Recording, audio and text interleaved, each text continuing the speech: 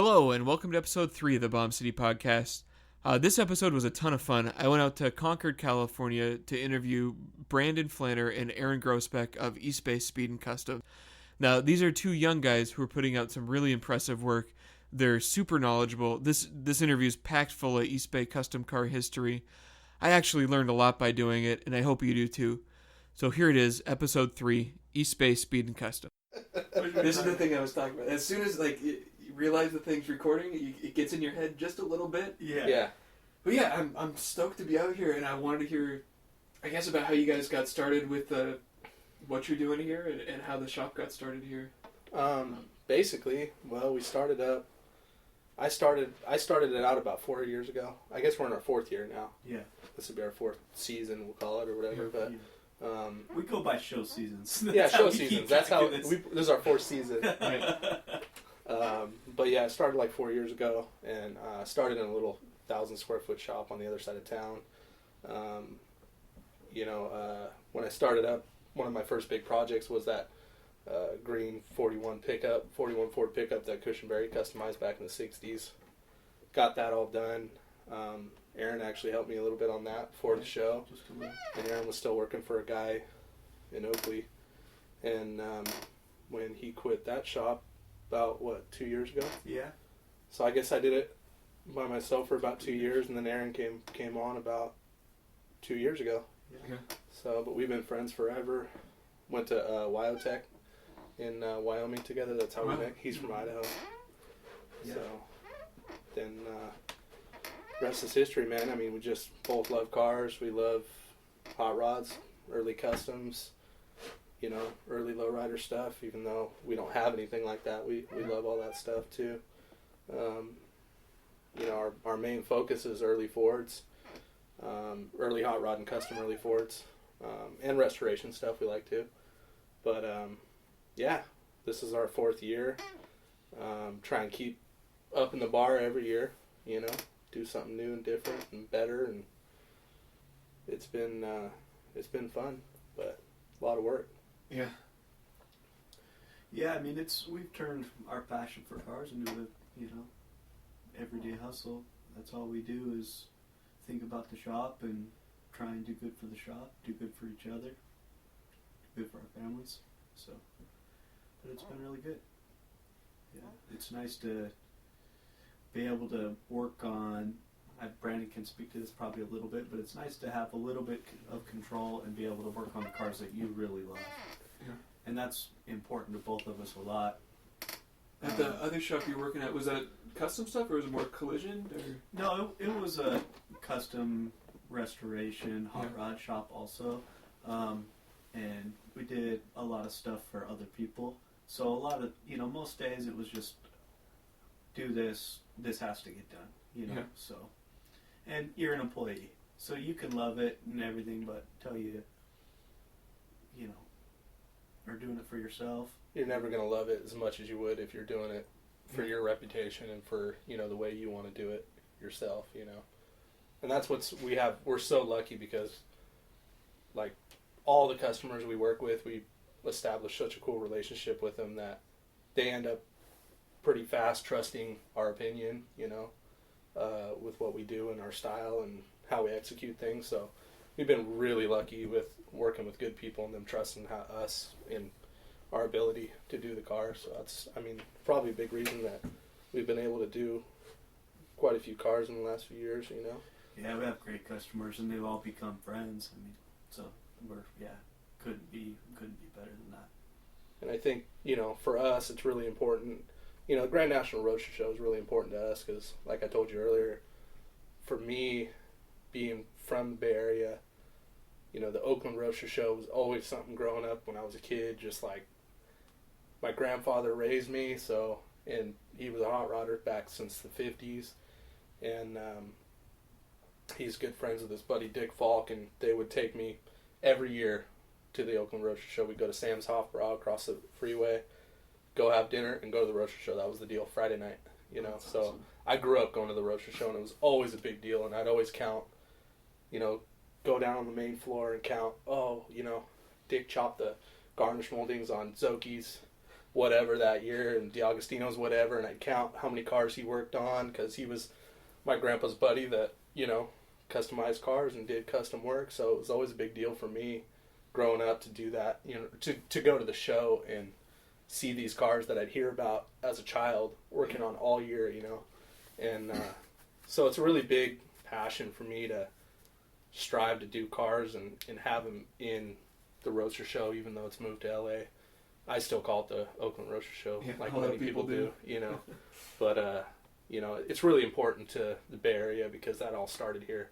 Yeah. AMBR, the 9-footer, people nowadays call it AMBR, America's Most Beautiful Roadster, but all the old guys I grew up around always called it the 9-footer because the 9-foot trophy. Yeah. And that was the biggest award. Nobody ever talked about the Riddler, and the Riddler's a cool deal, but being from the Bay Area, the 9-footer was like the pinnacle, the best deal. So growing up, going to the Roadster Show every year, and seeing cars my whole life, and then kind of turning it into, my passion growing up around these old cars. I really am lucky to be able to, have gone to school, put myself through school, got out of school, worked for a couple shops. I worked for a guy named Daryl Hollenbeck for like 10 years, and I really was able to hone a lot of my skills there and work on some really neat cars. As Aaron worked for Mickey Galloway for a long time, who's a really talented, they're both Hall of Fame guys, so we're very fortunate to be able to. Oh yeah, I mean that part of it was a huge blessing for both of us. I mean, it kind of groomed us for this to, for the next step.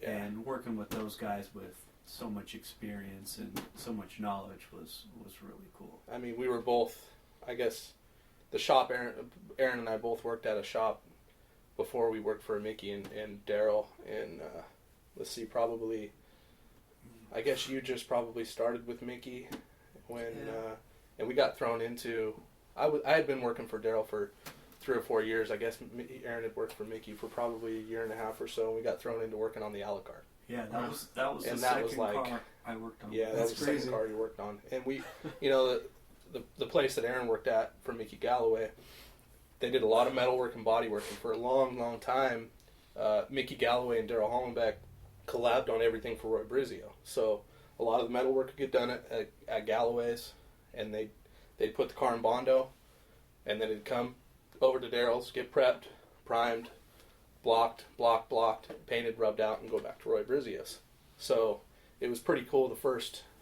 I would say probably that was the second car that we collabed on together, working for separate people. How old were you guys back then? Let's see, what year did they show it? See, a la carte, that was 2008. It was, yeah, 2008, because it won. It was 50 years later. Yeah, well, that won in 58 and 59. So, yeah, so 2000, yeah. So.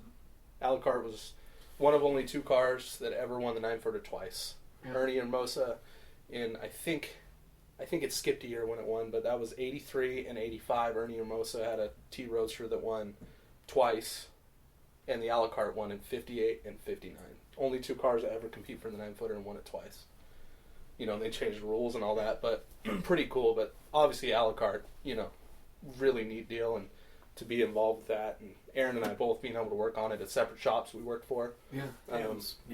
It was really cool. They did all the body work, and we finished it over at Daryl's and did the paint work, and helped assemble it over at Roy Brizio's, and being a part of that whole deal, showing that car 50 years later was really cool. That's awesome. That car was such a mind-blowing car for the day. I can't even imagine walking into the shows back then and walking and seeing that quad headlighted, pearl white, scalloped craziness, because nobody did that. I mean, that was one of the first for that, People still don't build a car like that to that extreme. I mean, no. It's pretty hard to step out of the box. I mean, we see it so much in the car world that guys kind of do what looks good, which is great. Of course you would copy what looks good, but that was pretty groundbreaking. That thing was so different for its time. I mean, sculpted everything. I mean, most people don't have the courage, most people don't have the artistic ability to think about that design, whatever you want to call it. But yeah, or the courage, you know, if they can, to try and pull something crazy like that. And you know what? And it's so funny because there's no real gray area with that car, I believe. I believe either people love it or hate that car. For sure. There's nobody that's like, oh, it's all right. Yeah. You know, nobody looks at that car and is like, oh, that's all right, I guess. They either hate it or just look at that car and go, oh my God, I love the Alucard. Yeah. You know? I grew up, I mean, I'm 32, but I grew up seeing models and stuff. I mean, I was obviously never around in that era. Yeah. But if you talked to, I mean, it was so cool being down at the roadshow showing that car was restored, and we showed it just like it was in '58. You know, Bill Ganal over at, he worked for Roy Brizio at the time. He was heading the whole restoration. So, you know, they'd mocked it up and foil wrapped the jack stands. I mean, and showed it just like it was, and nobody understood it. Everyone was like, why you foil wrap the jack stand?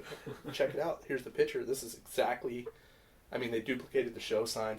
A $15,000 value was the headline on the show sign. You know, $15,000 to build that car back then, and that was a lot of money. Oh yeah. You know, and that car had a crazy history. You know, it got burnt in the fire in Linwood in '57 at Barris's shop, and you know, got redone, and just it was a cool deal. That was the first really big deal for both of us to work on. When I first started working for Daryl, one of the first car I ever got thrown into working for him was a Sam Barris Merc. Wow. And, you know, he was at the tail end of finishing that car up, but I was like going to work there, and I walk in and that's there, and it's like, oh my God, dude. Like, holy shit. You're scared, but like honored, you know? So it was cool to be a part of cars like that. Yeah, I gotta imagine it takes a while just to be comfortable putting your hands on a car like that. Well, like, yeah, absolutely, yeah. You really got to be respectful of, you know, the history and the quality of those cars, and you know, it's a funny thing with these cars, even like this '29 pickup we just finished. You know, it's like there's different attitudes about restoring historic old, whether it's a real fancy or historic cover car or any of that. There's these different attitudes about how they should be restored. You know what I mean? And Mickey's truck, this little '29 pickup we just restored, it was never like this. I mean, Mickey was 14 when he got the truck in 1960, and he drove it every day to high school, you know, and it was custom painted and all stuff like that, but the bar is set so much higher these days that, and even restoring the Alucard, back to that, like, oh, it was never this nice. Well, are you going to restore it like it was? Even though that thing was a knockout for its day. I mean, they painted the inside of the fenders and scalloped the inside of the fenders like the outside and bodyworked them in 57, 58. Yeah. And nobody was doing that then. But like this thing was a high school hot rod. Yeah. You know? It was like that, but not that nice. And it's almost like you got to have enough respect and, you know, especially with today's standards, to take a car that maybe wasn't that nice back then to today's level. Yeah, I'm really glad you brought it up, because one of the things that I always get caught up on is, like when you're doing a restoration, there's so many different ways you can go about it, and running, you know, a custom shop. You guys are doing, you find you're still doing something new with something that's been, I mean, Mickey's Mouse was like that's a thing. There's like, yeah, you can flip open an old magazine and see like exactly how it was. So sure, it's a big risk to do something different. Well, it is. It is. Yeah, I mean, this truck might have been a little different because Mickey still owns the truck. Yeah. So the few things that we changed, you know, or maybe a little different than how he had it in high school, was stuff that he would have wanted to do. He always wanted to do. If he could have afforded it. I mean, you know, you got to keep in mind, like Brandon said, high school hot rod, so he can only afford so much. It can only be so nice. He's doing stuff in metal shop and whatever. So now that he can afford to do it a different way or to a higher level, of course we're going to do that. I mean, we have a standard that we try to keep, and, you know, it's just kind of the way it is. I mean, to be taken serious, it'd be kind of hard not to do it to the best of your abilities. Yeah, and that's the hard part too, is that, you know, like back in the early 60s when he was working on this truck, you know, he when he got it, this truck right here was Art Himsl's first custom paint job. Wow. And that was Art's truck. So Art bought the truck, and at that time he'd been custom painting, little stuff, and he had started pinstriping when he was like 12 or something like that, I think they'd say, And Art was a few years older than Mickey, so like by the time he had gotten this truck, he'd experimented quite a bit. And from what he says, it was the first car that he ever used metal flake, candy, striped, and did anything crazy on a whole car, Even though it's not crazy by today's standards, it still has panel paint, striping, blowouts, all the little stuff. It's still striking for today. I mean, sure. A lot of people get stuck, in my opinion, in like the traditional mindset where they're like, oh, this ends at 61, so maybe sure, these paint things were possible, but I'm going to play it safe and just do like a solid color. It's a really unique truck. I mean, it's tough because, and we're around a lot, dude, and there's so many people that are like sticklers, and there's guys that are like, and I mean, I'm a nerd for this stuff too. Yeah. I mean, I really am. I mean, I love this stuff, and there's these guys that take it way too far about being error correct, that are our age, that do this, and you know what? I mean, what it all comes down to, and I used to be a lot worse than I am now about it, but like really for the time, like this truck probably should have 1.5-inch white walls, because a lot of the time that he ran around in this truck, it had chrome reverse wheels on all four corners and 1.5-inch white walls. And then you'll see another picture of it, and it's got hubcaps on the back, or hubcaps on the front, never on the back, and it never had hubcaps on the back because a Model A ran, the axles stick out so far, you can never get a hubcap on. So he ran hubcaps on the front sometimes, ran wide white walls sometimes. I mean, depending on whatever he had. He had slicks for it, he had all these different things. When he showed it in 62 at Oakland, it had Firestone cheater slicks in the back and skinny whites in the front.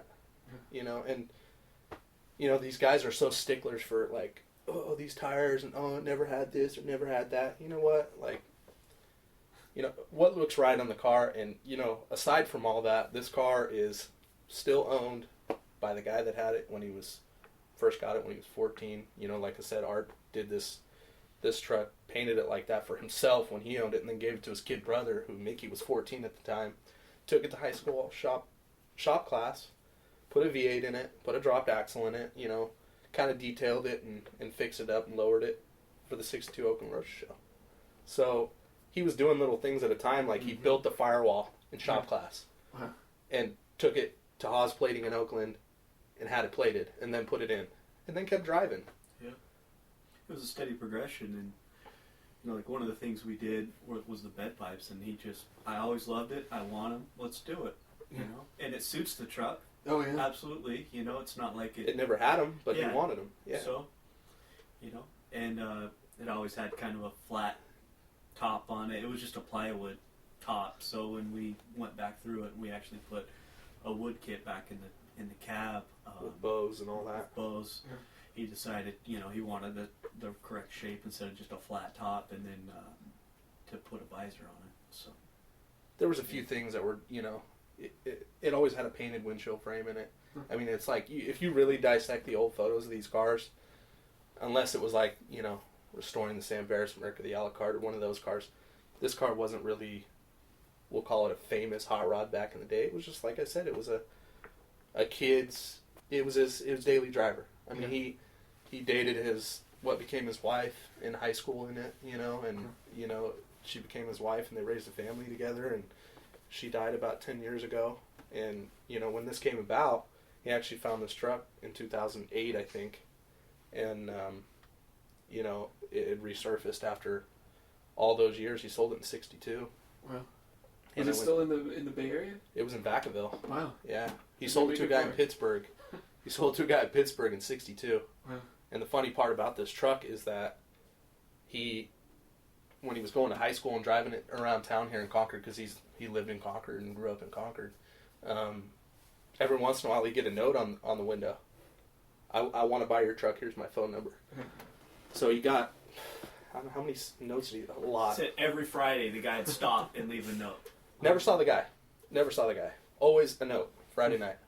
So, this happens for a long time, and then all of a sudden one of his buddies comes to him one night and said, "Hey, Mickey's always loved Model Ts. He's one of the only guys that like just loves, that is known for messing with Model Ts. Most guys want to fix up Model A's or 32s and, later cars. Mickey just loves Model Ts, even though this is a Model A, but he's always loved Model Ts."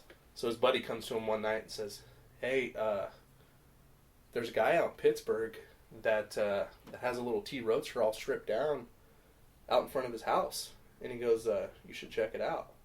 So they go check it out, and it turns out that the car was what became the Moonshiner, but was shown in the '59 Oakland Roadster Show as a guy named Larry Selmers owned it. And what happened was this guy, Larry Selmers, had this little 26T body, and him and all his buddies wanted to build a car for the '59 Oakland Roadster Show. So one of his buddies had a sprint car, and it had these big 18-inch solid Halbrand wheels and 12s in the front.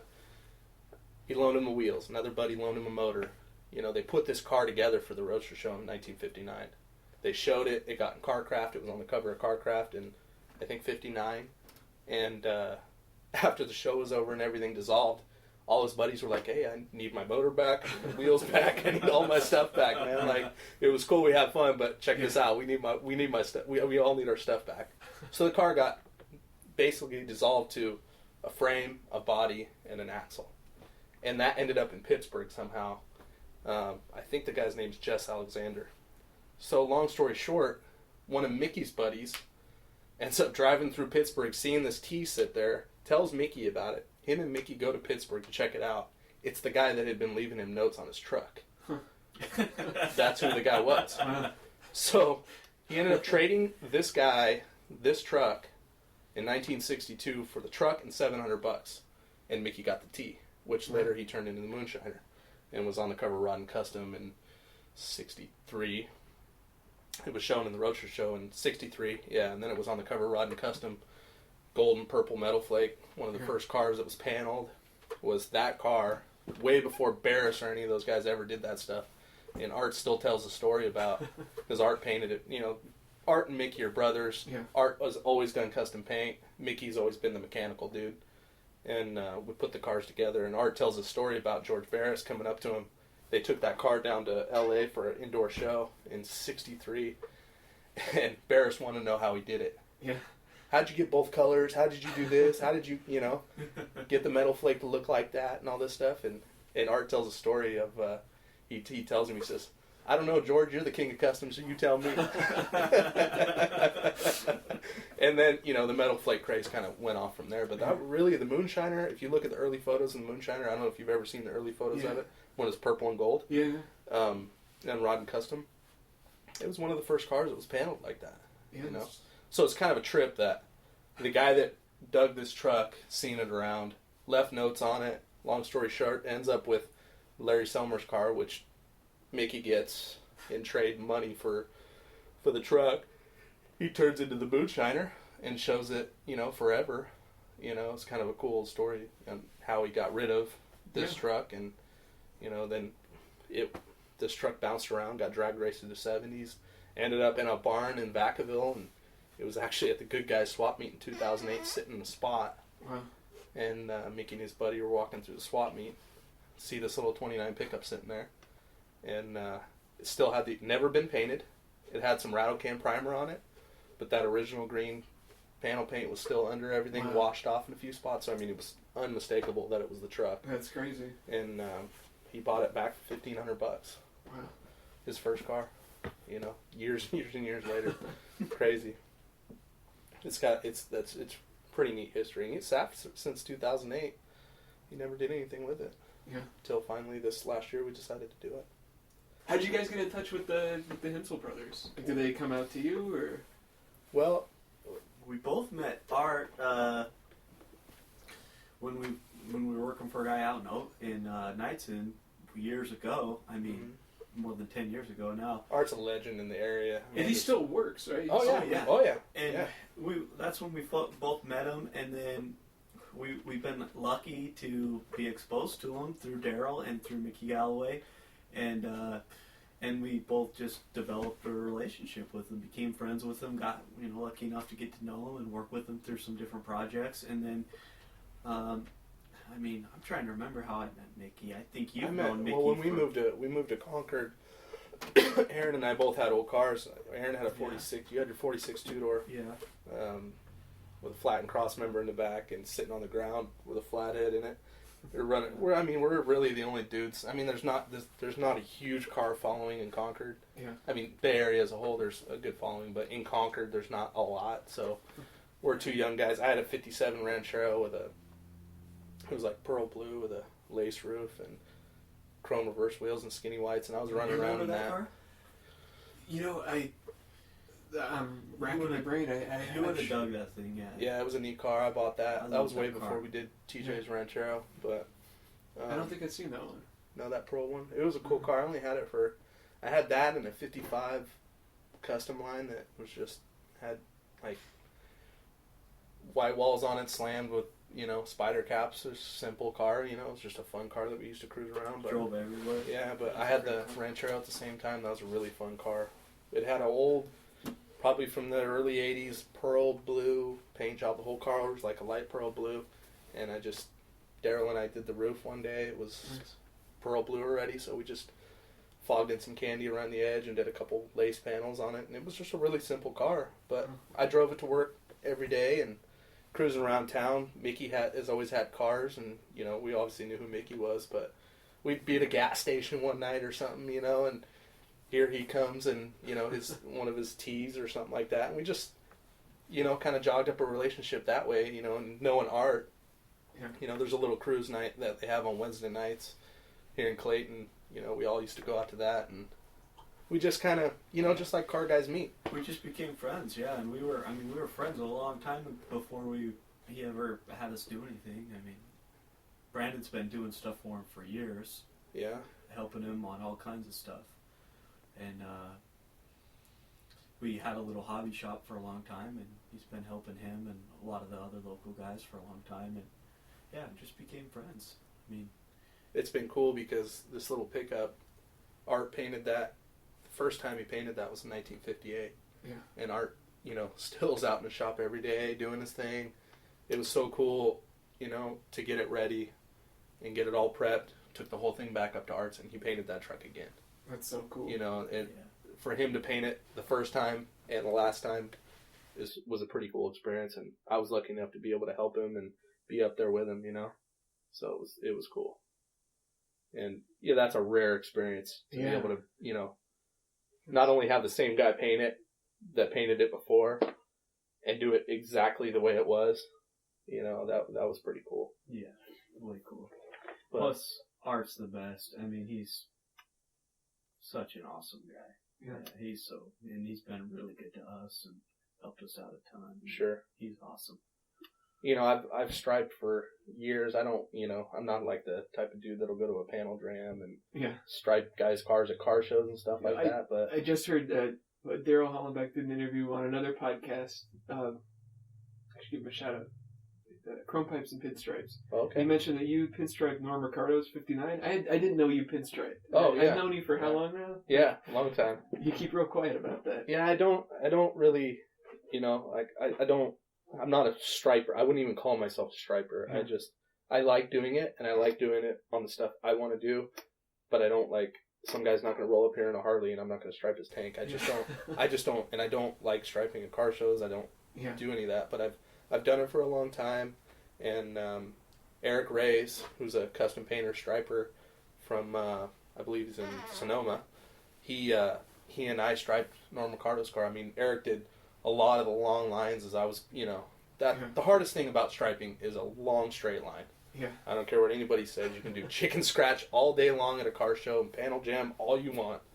Yeah. But I'd like to see a long straight line. That's the hardest thing to do. I've heard that from other pinstripers that, man, anyone who pinstripes at a dealership, that's a certain kind of respect. It is. To pull just two straight lines on the side of a car, it's impossible. That's totally different than pulling a line on a 8x12 panel, Yeah, but just like doing collision work and an OEM paint job is completely different than doing custom paint. It is, absolutely, yeah. And yeah, Norm's wagon was man, that was such a fun car to do. I mean, that was like, and Norm is just the best dude ever. I mean, he was so cool about that whole car. And, you know, that car, when we did that car, was kind of like, there wasn't, I mean, the panel painting thing and lace and crazy paint job, candy, all this stuff has always been popular, I guess. Yeah. But I guess that was kind of one of the first cars to come back out that was like finished really nice to run the show circuit. I mean, it was to such a high level. I always loved the display too with the little Christmas color wheels. Yeah, and the angel hair. Yeah. But we did the door jams. We did underneath the hood. Eric did a really cool. The car's name was Mi Rancho Grande, and he did a cool mural with a cactus and stuff under the hood. It was so cool. Eric is so creative with all of his artwork. He's grade A artist. I mean, you just let him do his thing and you'll be happy. There's just no questions asked. And it was so cool to like be a part of that with him. You know, I did a lot of the small stuff. I did all the door jams. I did all the under the hood. And Eric pulled all the long lines on the outside and did all that stuff. And that was a really fun project, you know. And then that car, lucky enough, got on the cover of Rod and Custom before it. Yeah. Well, I guess it was a few years before Rod and Custom went out, but yeah, that was a fun car. But as far as striping goes, like I try not to.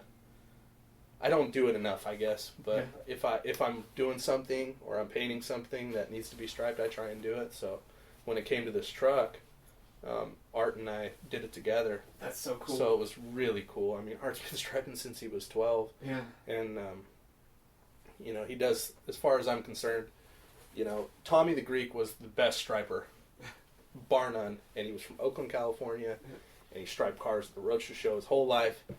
And he's the one that created the teardrop, did the teardrop and the Greek style striping.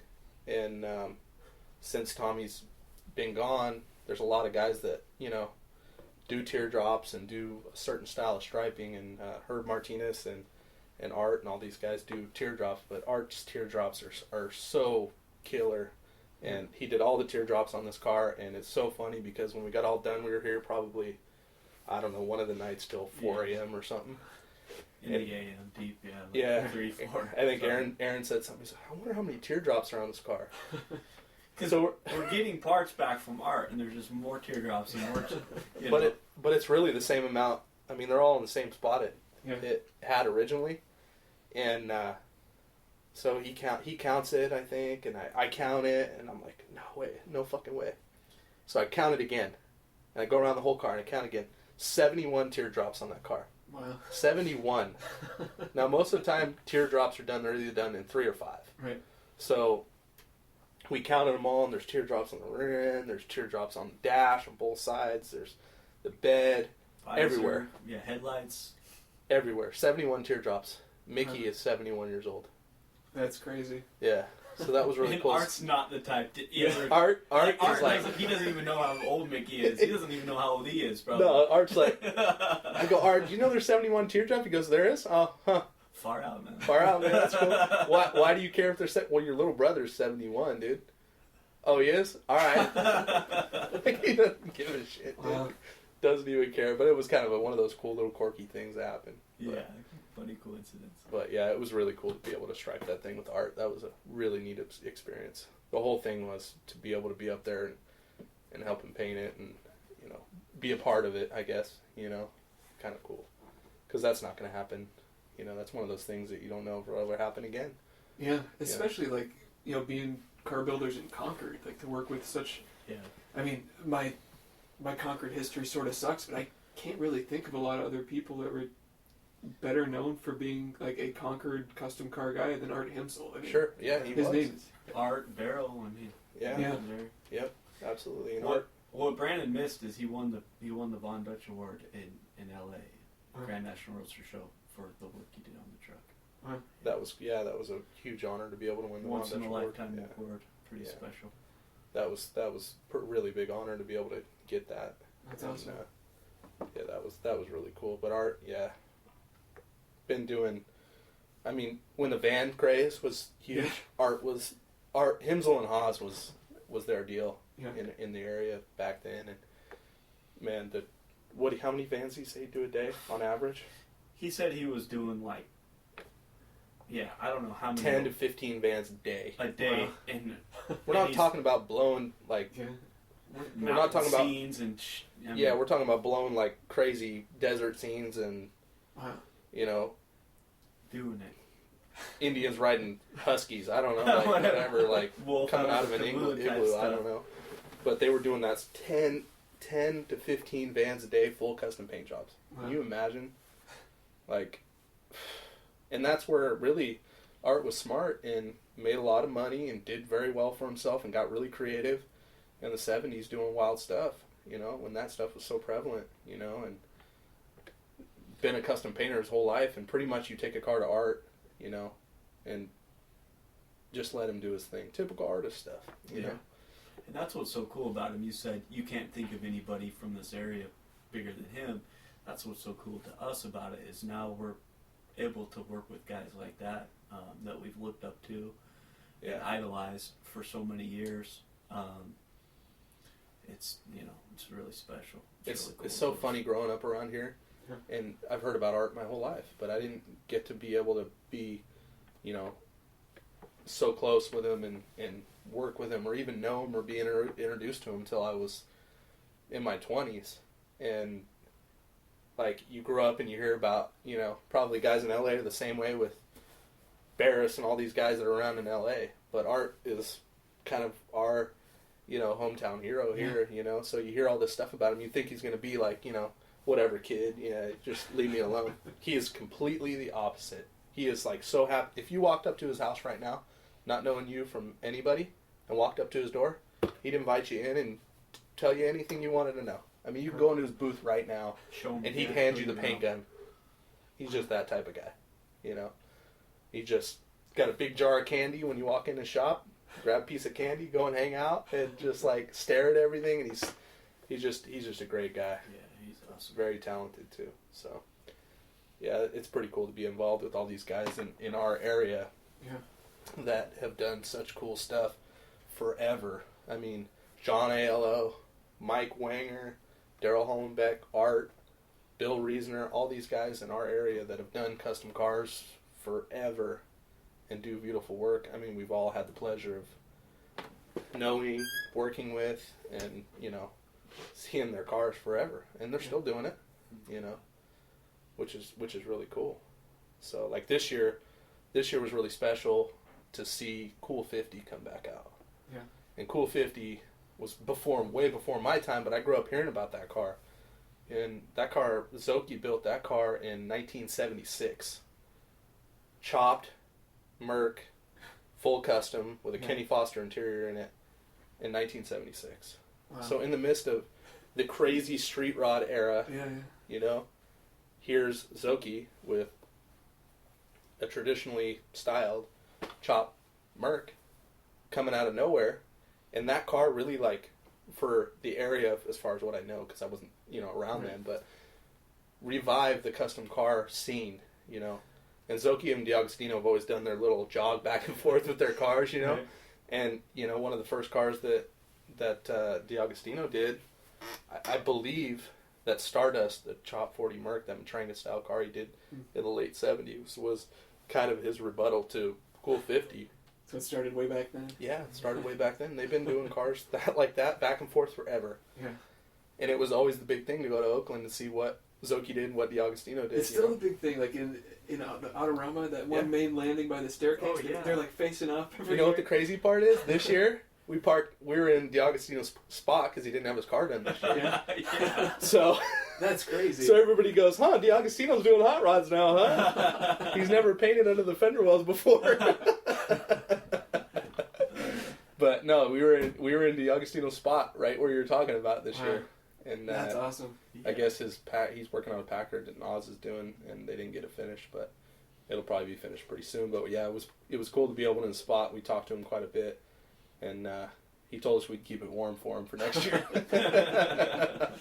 So that was cool. But those two have been going at it forever, building cars, and it was like the coolest Bay Area, like, rival friendship, whatever you want to call what they have going on. But it was so cool to see them do cars back and forth. And Cool 50, that Merc, you know, as far as what you call today's I guess, custom car, traditionally styled custom car.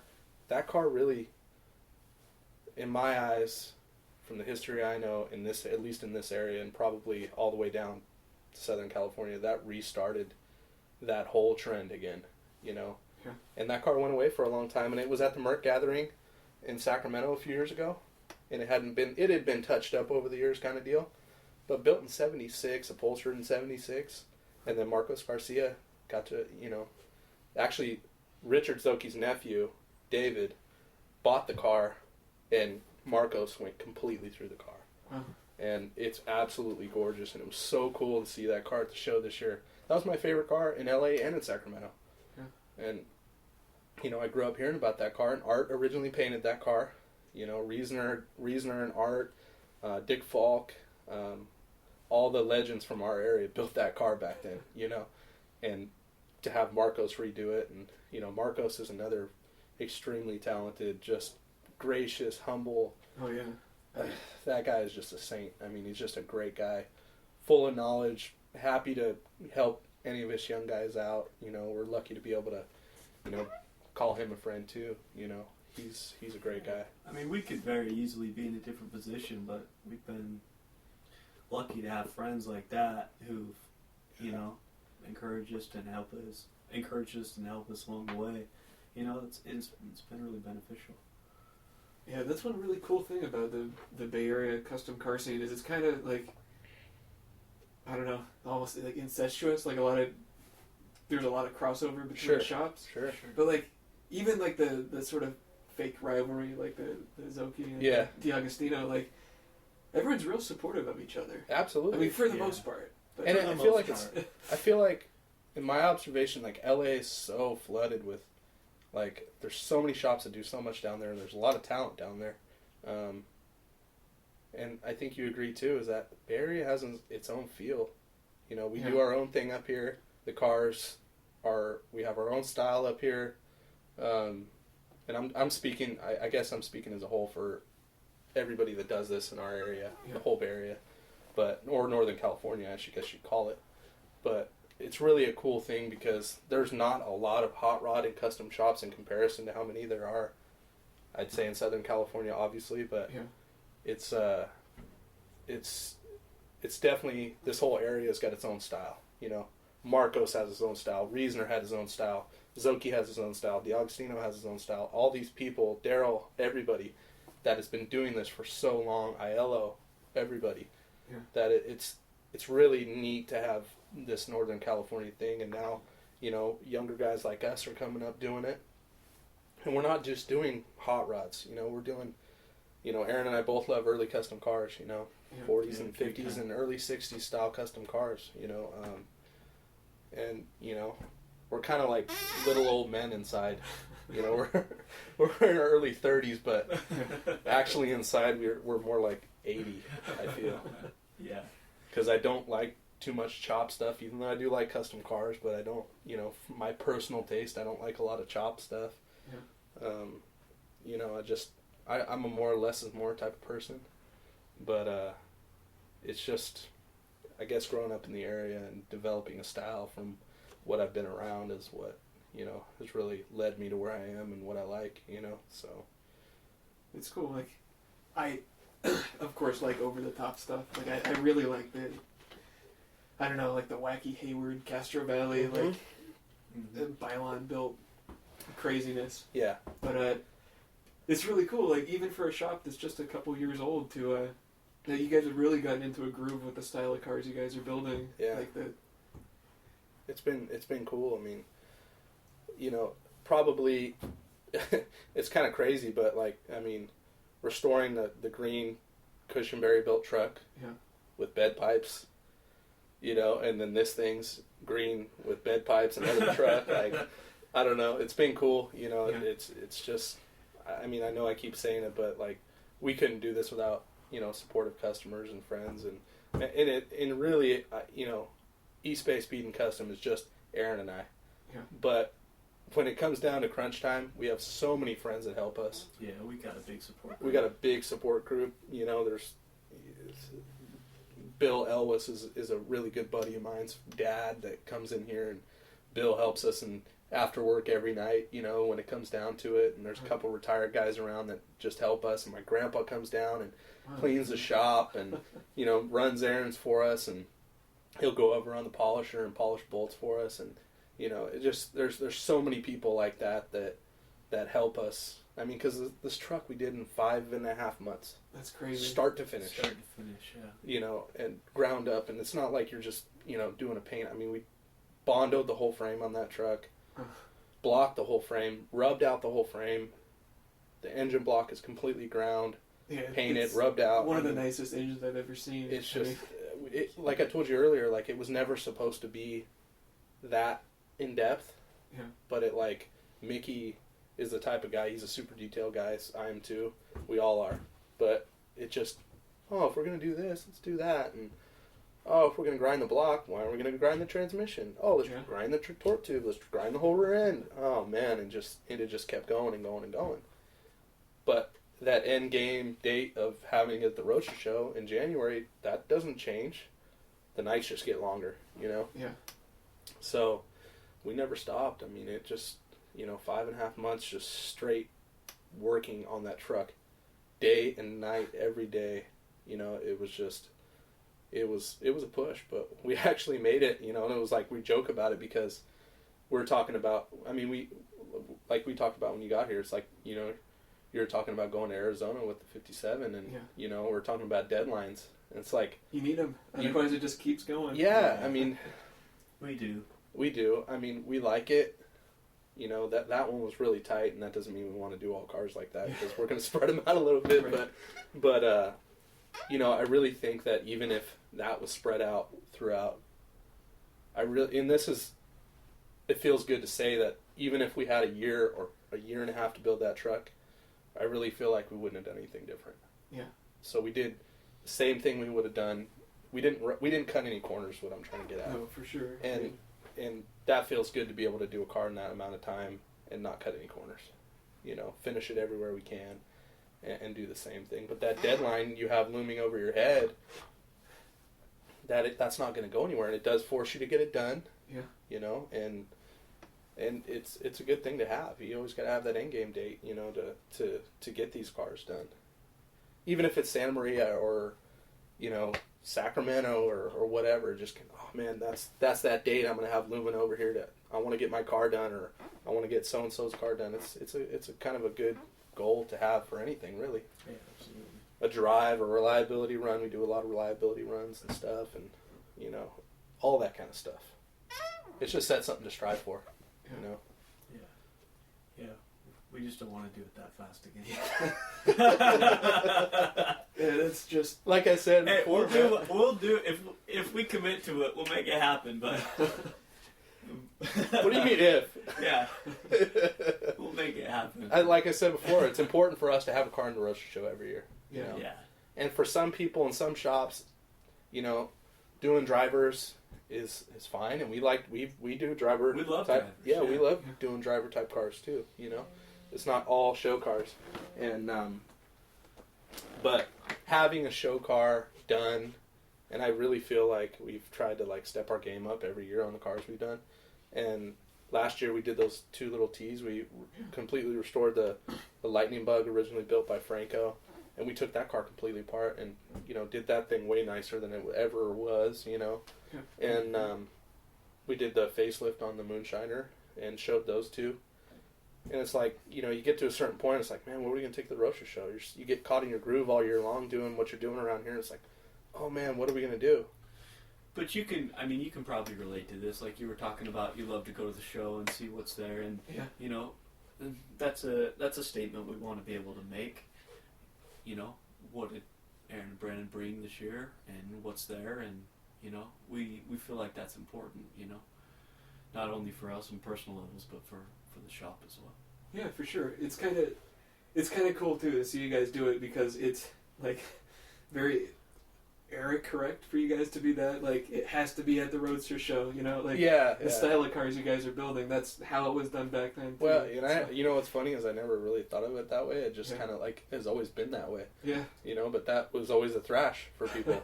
You hear so many stories of, I was talking to in Sacramento every year when, like we were talking about earlier, in Sacramento every year, if they can get the owner of whatever car wins the 9-footer in LA to bring the car to Sacramento, they always display the winner at LA with the 9-foot trophy next to it in Sacramento.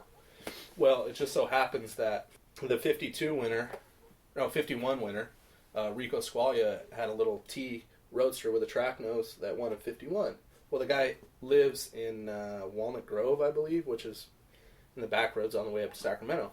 So they usually get that car to come every year and park next to whatever car won this year. So it's cool. You get to see the 51 winner because it's local, park with whatever car won this year, you know.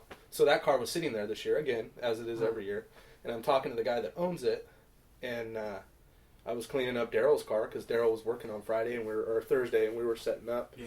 And I was wiping off Daryl's Roadster, and I'm talking to the guy that owns the 51 winner. And he was telling me the story about how that car was originally built. And when it was built, they started it in 50 and wanted to get it done for the Roadster show and the whole typical deal. And it won in 51.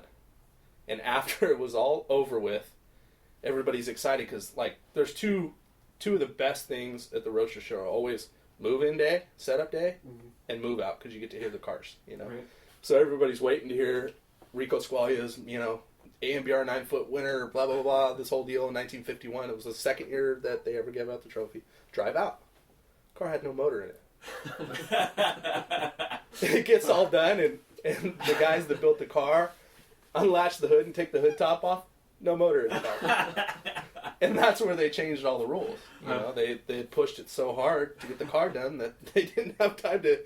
I can't remember if it didn't have a motor in it or like it was just like a block sitting in there. Yeah. But it was something like crazy. And they changed the rules from there on out. Yeah. But now that we make you spot checker, we might try that. Yeah. We know. That was pretty early on. But that was a pretty funny story about that car. Yeah. He goes, yeah, this is the car that changed all the rules. You know? But yeah, it was cool to see that. Actually, this year in Sacramento, they had that car. That car was in Sacramento. The 51 winner, Rico Squaglia, and then out in the FAR building, you know, that big building they have out in the back of the Autorama. It's usually like all the clubs. Oh, yeah. It was like a bunch of Imperials the year before or something? Yeah, they have like, you know, they'll have like the Impala club. They'll have that's right. You know, the Thunderbolts from Sacramento, all those guys will be out there. And usually it's like, oh, walk out there and, you know, kind of see what's out there, but there's usually not much. But this year it was actually probably one of the best parts of the show. Wow. And, the early Ford V8 Club, which I grew up in the early Ford V8 Club my whole life with my grandfather. They had a really good display of cars out there. And then the Bud Crackbond T Roadster pickup was out there. That won at 52. Wow. So to have 51, 52, and Daryl's car there that won, you know, this year all in one spot. It's pretty cool, you know, to see 3 cars in one area. So that was pretty neat. That was a good room this year. And then the 4-banger guys from up in Sacramento, they call their club Fast. Yeah. They had a big display of, you know, early sprint car style or early Indy style cars and track nose stuff with 4-bangers in them up there. So that was cool too. Yeah, that was a cool display. Yeah. So we really like all that stuff, you know. Yeah. There's a lot of heritage with it, you know, and we try and pay a lot of respect to that. Yeah. Yeah, I like Sacramento. I thought Sacramento was a good show. You know, there was a lot of neat stuff we hadn't seen. Yeah. Yeah, it was. It's always hit or miss with Sacramento because we don't have anything left up here, you know. Like, Cow Palace is gone. Yeah. Right? Obviously, Oakland's gone. It's in LA now. Yeah. So all we have left is Sacramento Autorama, and, you know, and... Do you count Blackie's show as a Northern California show? It's really Central California. He doesn't do it anymore. Is it done? Yeah, it's done. Jesus. It's been done for a couple of years. We took, Daryl and I took Norm's wagon down there after that was finished, and I think it only went on for like a year or 2 more after that, and then that was it. Yeah. I don't know what year that was. But out of the loop. Yeah, he hasn't done it for a long time. I think Blackie's 90. I don't know. Yeah, he's up there for sure. I don't think he can handle it anymore. That's a lot of work for him. And I don't know if have you ever been to Blackie's show? No, that was an invite only car show, right? Yeah. But he put so much effort into that show. Yeah. And, you know, the cool thing about Blackie's show was, you know, it was always the way he arranged the cars. And I heard so many people talk about it. I only went once. I only went that year. But It was so cool the cars were arranged in there, because he always said that pulling in, you never put a black car next to a black car. You never put a black car next to a dark blue car. You never put you try and mix up the colors. And he said when it's all said and done and you take a picture of the show from overhead, you want it to look like Skittles. Like just no two colors alike. And it was so true to walk through that show and see how it was arranged and how much effort Blackie himself parked every car, every angle, put it on whatever color carpet he wanted for every car in that show. And there was a lot of effort. And, Blackie, they were saying this year at the Roadster Show that Blackie's the only one that's been to, I think, the 67th. It was the 67th year of the Roadster Show this year. Wow. Or 66th or whatever. He's been to every 66, show, yes. every day of the show since it started. That's crazy. Yeah, pretty cool. But, that's just... I know we keep talking about the Roadster Show because that's usually our thrash for the year. Yeah. So it's plus it just got over with. But yeah, we try and, like I said, we try and do a car for that show every year, and Show Sacramento after. And then do Santa Maria or whatever, take that car to Santa Maria. Last year we took a couple cars to Santa Maria. Mm-hmm. That was fun. Yeah, we love Santa Maria. That's a fun one. Yeah. We like driving. I mean, drive. we do build show cars, but I mean, I grew up in the early Ford VA Club, and those guys drive. I mean, my grandpa has a 40 Deluxe Coupe that it's been to Canada, it's been to Dearborn, it's been to Florida. I mean, it's been everywhere. I mean, the car's got like 100,000 miles on it, and it's beautiful. And I grew up driving these old cars. I mean, that's what's funny. Like, you were talking about taking 57 to Arizona. Like, there's certain cars that are built to an extent, but they should never be not able to drive, is the way we feel about it. Yeah, absolutely. Whether they're, you're worried about it getting a stone chip underneath, that's up to you, but it's, capable, able, ready. Yeah. So that's important. That's we're building this car, and we had the chassis sitting here, all rubbed out, beautiful, everything chrome, and everybody's like, "How the hell? Is he gonna drive this thing?" Like, yeah, he's gonna drive it. Yeah, the chassis rubbed out everywhere and everything's chrome, but what is that? I mean, drive it. Yeah. And Mickey's may not like hit the highway and go to LA, but he'll definitely drive the truck and he'll really use cool. it. Yeah, that's what's really cool. It was really cool to see this year, like seems like the attitude on judging cars has changed. I mean, Daryl Hollenbeck winning the AMBR, the 9-footer, is such a huge. It really makes a big statement about what's important to judges these days. Like, because I imagine there was a time where driving a 9-footer car was like unheard of. Absolutely, yeah. And it's so cool. It's like such a big deal, I think, for that car to win. Like, it's such a huge.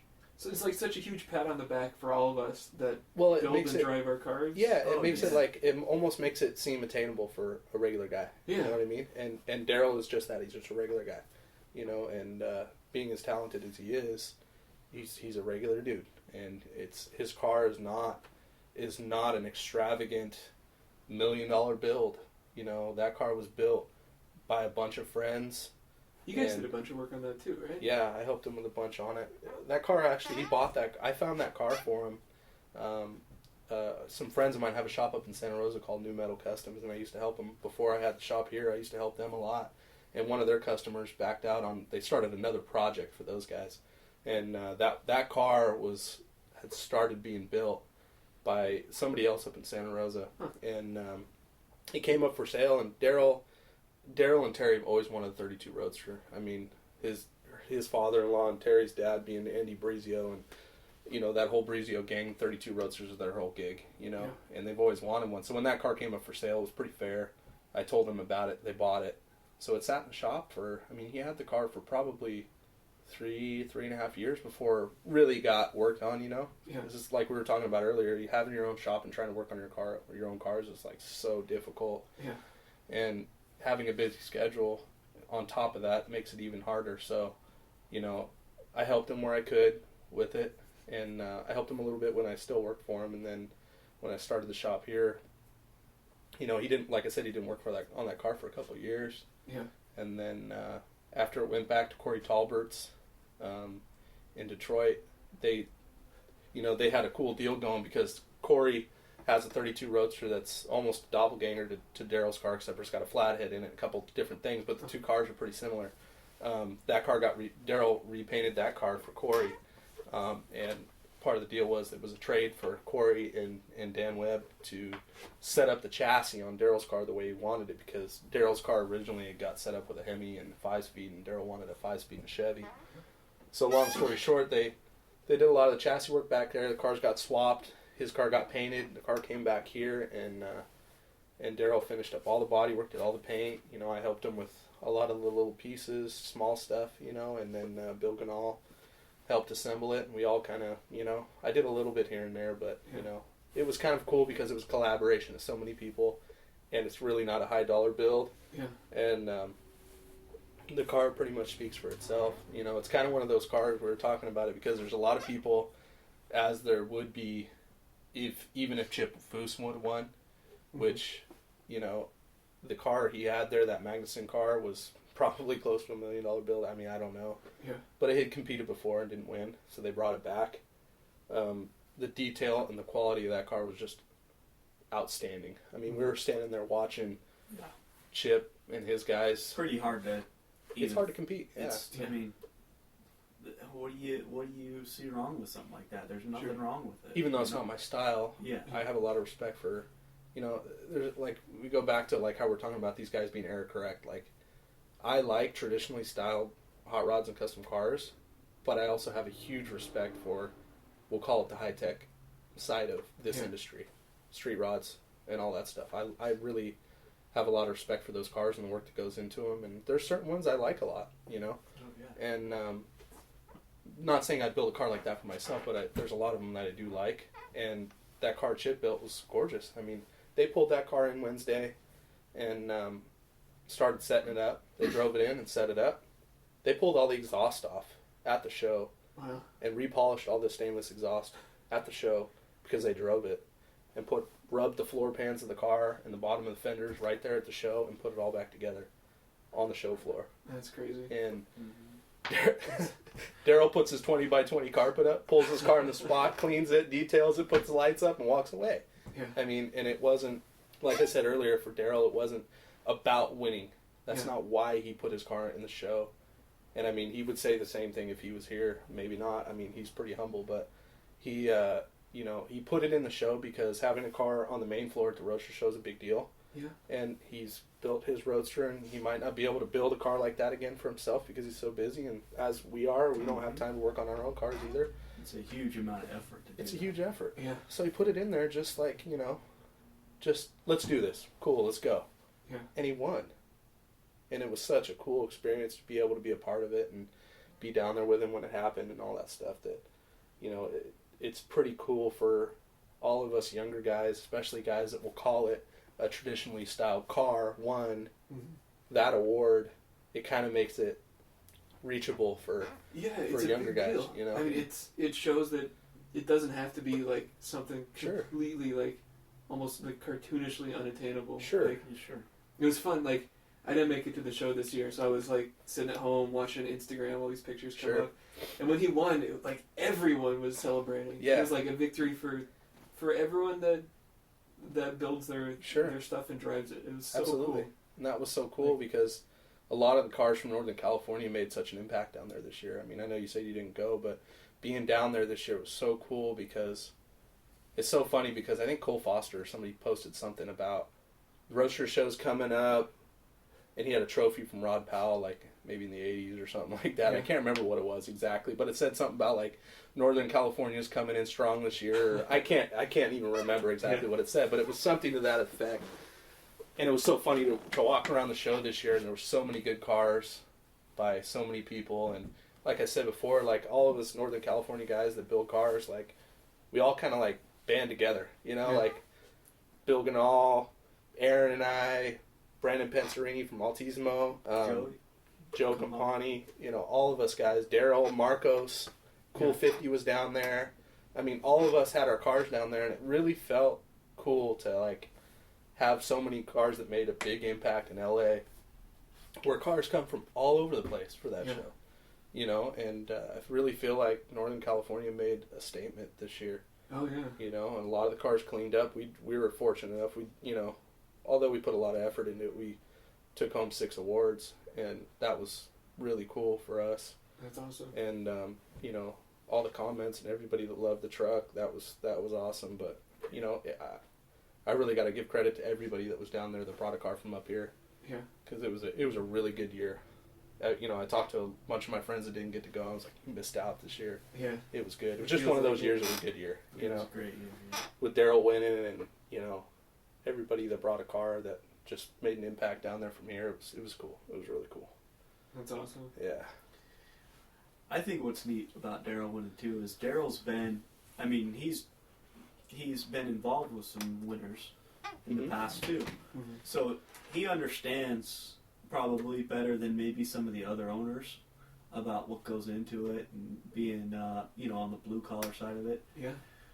What's really involved. So I thought that was kind of neat for him to be, you know, the biggest contributor to the winner. And, Yeah, that's you know, really and special. He's the owner. I thought that was pretty cool. You know, he can really appreciate it. You know, if you work for something, you appreciate it more, I guess is what I'm trying to say. And, Yeah. you know, I think he really made a big impact on That it. car's funny because it's like we were talking about the Alucard. You either love it or hate it. Yeah. I feel like Daryl's car is the same way. You know, Yeah. there's like both sides of the coin with that car because it is a Brookville Roadster. Mm-hmm. It is a weird color, Yeah. and you either love or hate that color. I really feel that way. Yeah. You know, and I feel like I said about the Alucard, you know, yeah, it's all right. Like, you either love that color. I really feel like if Daryl's car was black, it wouldn't have won. Yeah. Everything the same. If the car was black, it wouldn't have won. I really feel like that color Agree. Yeah. made a huge statement. You know, like he calls it the rotten avocado, but Yeah. you know, it's so funny because being a painter's car, and you know, me being around Daryl for so long and knowing him for so long and working by his side for so long, like the car is so him, and if you know Daryl, that's just it ended up so cool, you know. Yeah. Everything about that build is cool. Like, he posted, it had to have been Instagram, the shift knob in that car. Yeah, the Oh, paint. yeah. Like, what's the story? That's like the layers of paint from his shop for Yeah, how many years? no, Like, that's not from his shop. His well, a little back history on Daryl. yeah. His grandfather and father and uncle were all bodymen in Oakland forever. And his uncle and father owned H&K Auto Body in Oakland forever. Painted cars, did cars, you know, collision shop forever. And built, you know, his dad has, in my opinion, one of the most beautiful 50 Mercs that's ever been built, Blue Velvet. And, but they had H&K Auto Body in Oakland forever. And by the paint bench, in any painter's shop, you will always see a buildup of paint on the ground. Yeah. You know, from dropping paint and, you know, loading the gun or whatever. You know, there's going to spot in be... the yard where the grass won't grow anymore. Exactly. Yeah, exactly. I guess if underneath the dirt, there's probably one of those spots. But so when they closed the shop, I'm not sure what year it is they closed the shop, but they went in there and chipped up a bunch of where the paint bench was, chipped up a bunch of chunks of paint. And there's always been this thing, they call it Fordite. You know, from the Ford dealership in Richmond, I think these people were taking chunks of paint and you grind them down, you can see all the layers and make necklaces and all kinds of stuff out of it. And that was kind of a thing back in the 60s that a lot of guys that worked at the plants, you know, would take some of that stuff home and they'd make, I've seen like tikis and all kinds of crosses. They make out of what they call a Fordite because the paint came from a Ford factory. So essentially, that's the same thing that Daryl did with these hunks of paint that he had from his grandfather, uncle, dad's shop at H&K Auto Body. He had these chunks of paint from his dad's shop that he took and he whittled out a shift knob and all the knobs for the dash out of the paint. And I think Kirk Jones maybe machined the shift knob and the knobs for him, and then Daryl cleared them. So it's just one of those things, a neat It's little so touch. cool. Yeah. And it's such a unique personal thing. Like Exactly. Piece of so his dad cool. with him. You know, his dad's not with us anymore, and his dad was so important to him, and his dad was important to me. You know, so Daryl's father, Dale, and my grandfather were really good friends. Yeah. So I grew up around Daryl's father and Daryl my whole life. You know, Daryl's father gave me a pair of Appleton Spotlights when I was like 11 years old. Wow. I'm at a good guy swap meet walking around with my grandpa, as I always was. And I'm walking around and Dale comes up and he always wore like this little beanie cap with a propeller on it and no shoes and cut off jeans.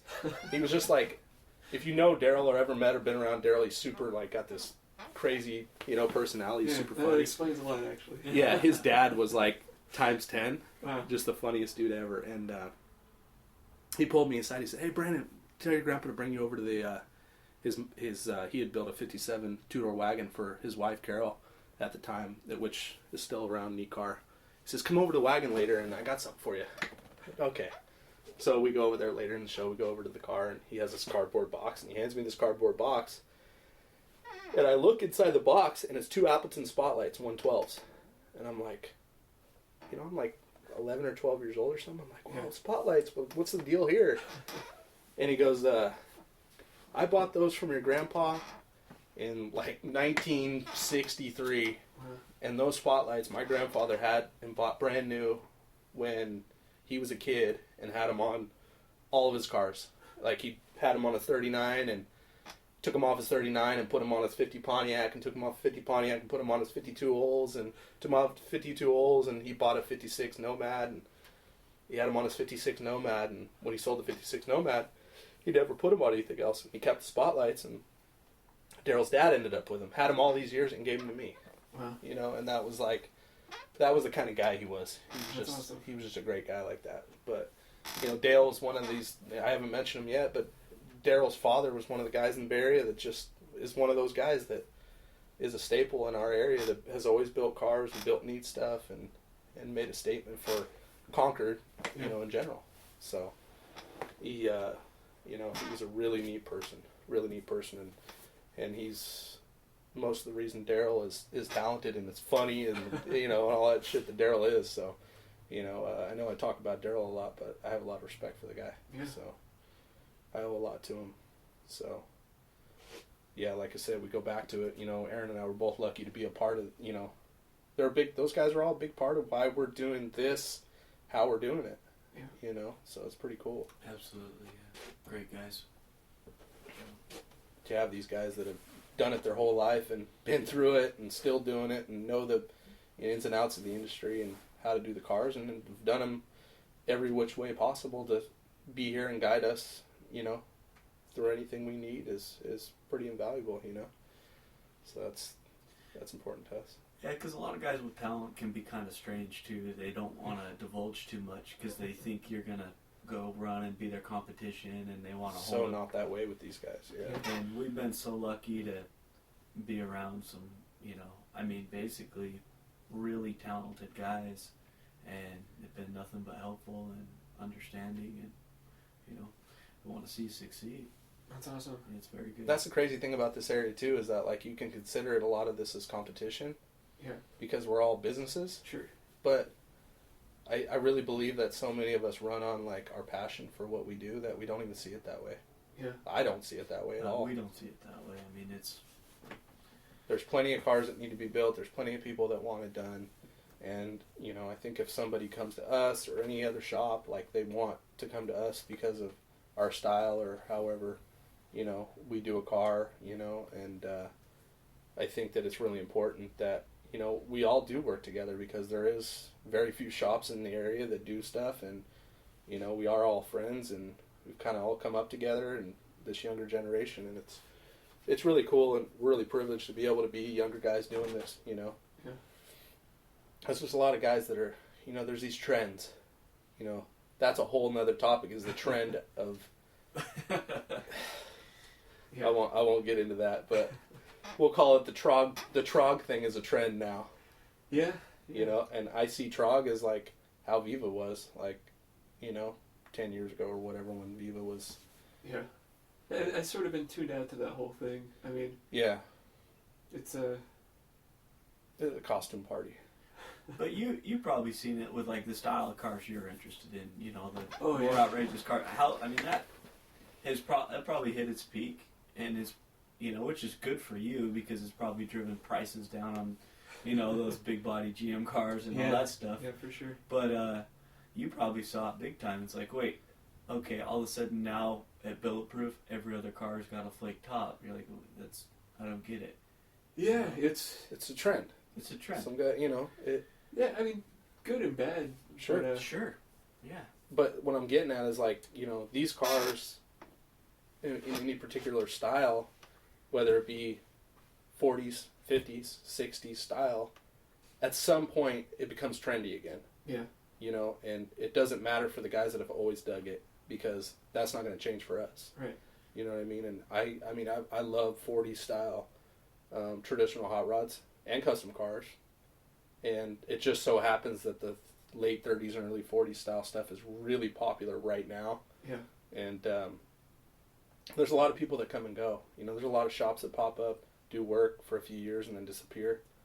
And that's all good, you know, but we really love what we do, so we're not going to do anything else. I'm not going to go work for PG&E, even though I probably should be. But, I couldn't do it. No way.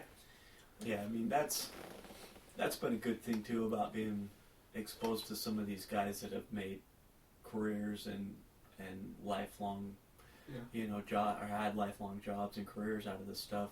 They've been able to, you can weed out the types of shops or guys or whatever you want to say that pop up and, you know, ride the trends. You can see them come and go because it eventually fades away. You know, that's what we always say, wait for the fad to fade and then see what happens. And that's a big driving force behind the kind of work we want to do too, is we want to keep that kind of classic, timeless stuff.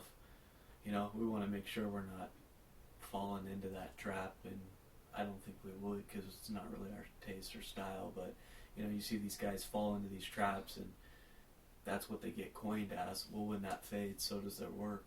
So yeah, and that's a tough thing. Like even choosing colors for cars, like you want to. I mean, we've always kind of looked at it like when we do a car, you know, outside of a, you know, old hot rod restoration, you know, if we're just doing a typical car for somebody, like we're doing this little 35 5-window coupe for a guy in San Jose right now. He's a great customer, you know, and we're going to paint that thing a stock color.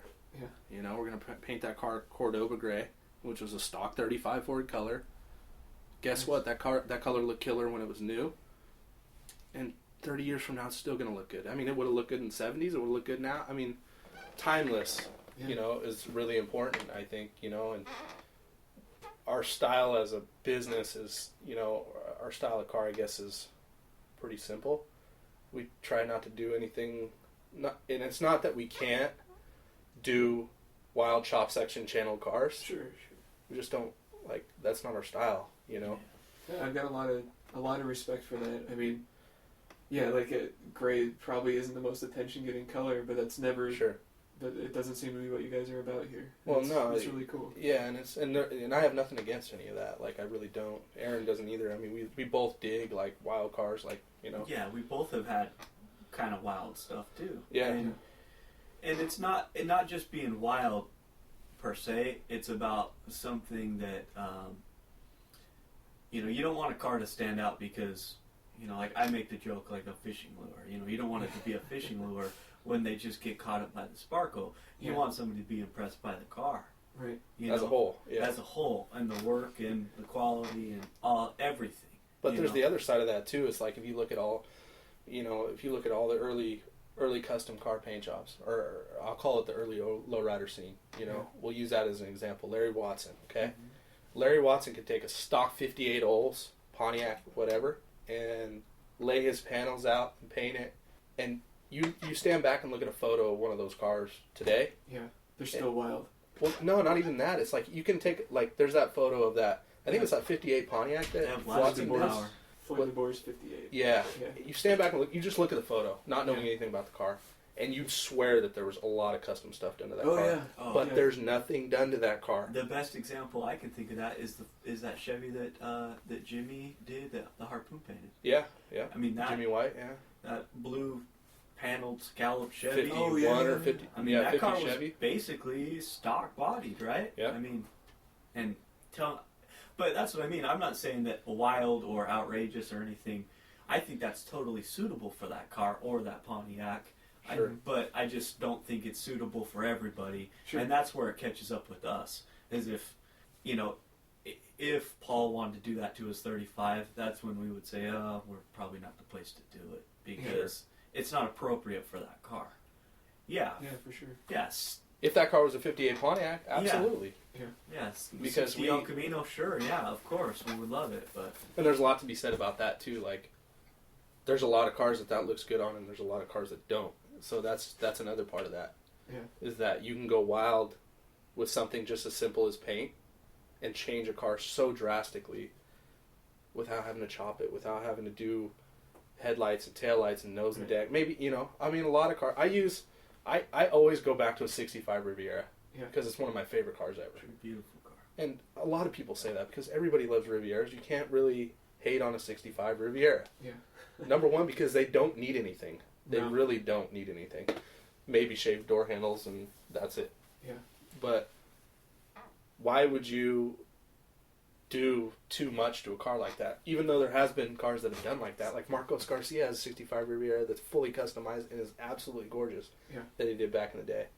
But not to say that car, it didn't need much, but he pulled it off. You know? I guess what I'm trying to get at is that there are a lot of cars out there that don't need to be cut up just to be cut up. Right. And there's a lot of cars out there that look good just with simple things done. And I've always said it, wheels, tires, and stance will do 90% of your work. Oh, yeah. Mm-hmm. You know? You could have a pink 78 Pinto and have the right set of wheels and tires on it and make it sit right, and it'd be killer. No, pun intended to Javier, but even though that's not a Pinto, but it's close. But, yeah, we say that all the time. The biggest mullet machine, you put star wires on it and get it sitting right. You're done, man. There's a guy in our club building a 69 Montego. A Montego? Yeah, it's fucking bad. He's from the high desert. It should be out pretty soon. Keep your eyes out, because it's like I didn't even know what a Montego was till I saw him building this one. If you understand like what was like, there's a point when you build a car where I think you have some understanding with whoever designed this in the first place. Like you understand how this panel is supposed to flow. Sure. And then you know which area you want to go with that. Mm-hmm. Like if you want to do an earlier, like closer to stock style, and you understand why things are the way they are. Sure. Then you could do something relatively simple like that. Not that the 35 is simple, but it is simple. No, it's very simple. Yeah. It's not as flashy, and it doesn't need it. No, and it's not. That car is very simple, and that car, by the time we're done, will be pretty much all stock. Yeah. I mean, it has a loaded flathead in it. It'll have a dropped axle, juice brakes, and it'll have an attitude adjustment as far as how it sits and wheels and tires and stuff. But that's kind of the beauty of it is that like I lowered the headlights an inch. Yeah. And it's not gonna jump out and grab you in the face, but it'll just look right. We got rid of the horns, and we're sucking the bumpers in a little bit, and a 35 Ford doesn't need a lot, as a 36 Ford doesn't. And there's a lot of guys that strive to go find a 36 Ford 3-window coupe just so they can chop it. Yeah. But to me, not that I have anything against chop 36 Ford 3-windows, but I don't feel like they need a chop. My favorite car in history is the Jack Calori 36 3-window, and it's chopped, and I love that car. It's just not your style here. It's just not my style here. Not that I wouldn't do a chop 36 3-window. I definitely would do it. Sure.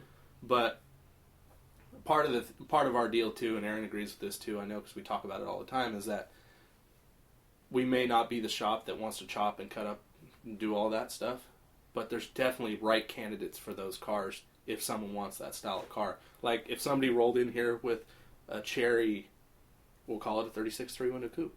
A really nice original 36 3-window coupe with good sheet metal.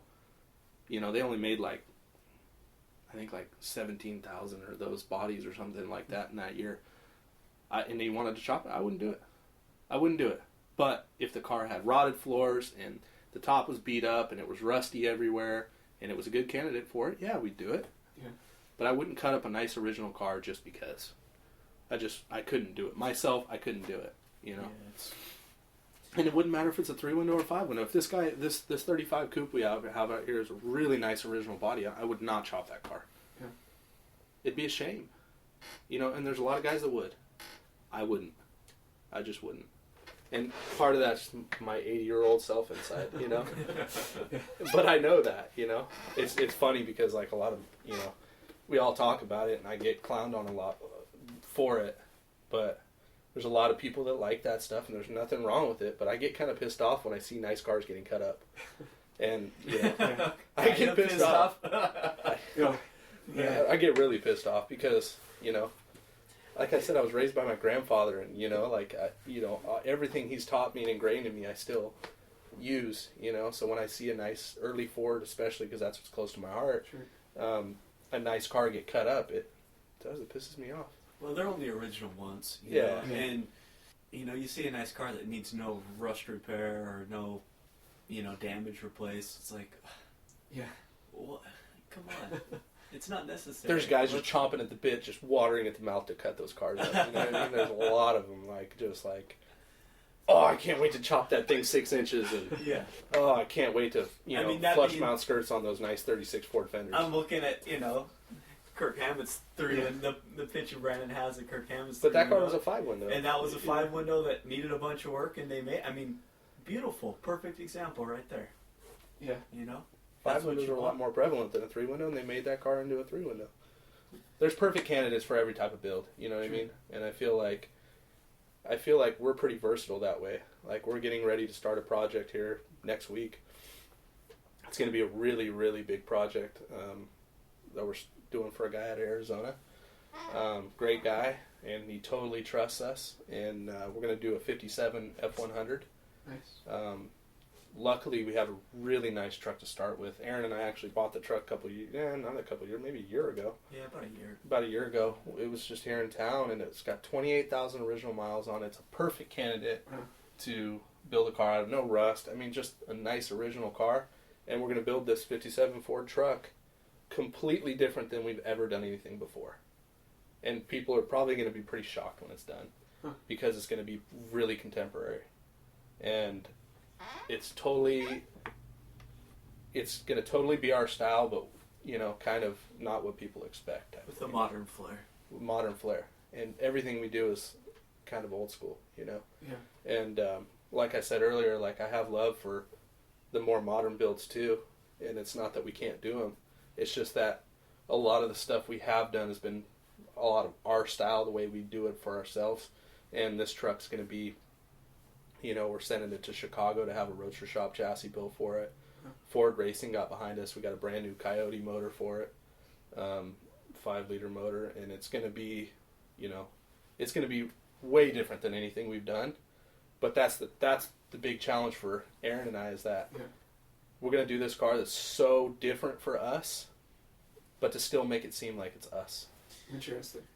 I think we'll be able. We'll be able to pull it off. Absolutely. It'll be really fun to do. Sure. We had a similar challenge before I got on board with Brandon. He had started a 24 Hudson. It's a completely stock restoration. Yeah. And he worked about a year and a half. About a year and a half on it. Yeah. And he already had a lot of work done when I came on, and we finished it up about a year ago and showed it, and did really well. We're trying right now to get into Pebble Beach with the car, and that's a whole different scene. That style of car that we did. Did you see that? Did you ever see pictures of that car? Was it the tub? It's it's a Phaeton, a 27 Hudson Phaeton, big old wood spoke wheels, and But that was the same thing. It was very different than what we were used to, out of our wheelhouse, per se. But I think that all said and done, detail-wise and everything, it suits us. And, for sure. For some reason, the car's completely different, and that's kind of the cool thing. Like, I don't see it as much because it's just what we do on these cars. But like, I hear people tell us all the time at these shows, like even you said it when you got here, like, and that's honestly one of the biggest compliments we get, is that we have our own style, and that I really like hearing that, because it's like, oh, okay, I feel like all these cars we do may be so different that maybe the style doesn't resonate through all of them, but we're still doing these cars, even though they're all different, how we want to do them. So even like, you take Mickey's truck and put it next to that 24 Hudson that we restored completely stock concourse restoration, you can still tell that we did it for some reason, even though they're completely different. Yeah, hopefully there's some continuity there. Yeah, for sure. You guys, you really like the early Ford factory stuff. You can tell it's real special to you guys. Yeah. And, it really, like, even as wild as Mickey's truck is, it's still like, there's a lot of early Ford underneath it. You know? Yeah, absolutely. Sure. Yeah, and that all comes, and that, you know, Aaron will agree with this.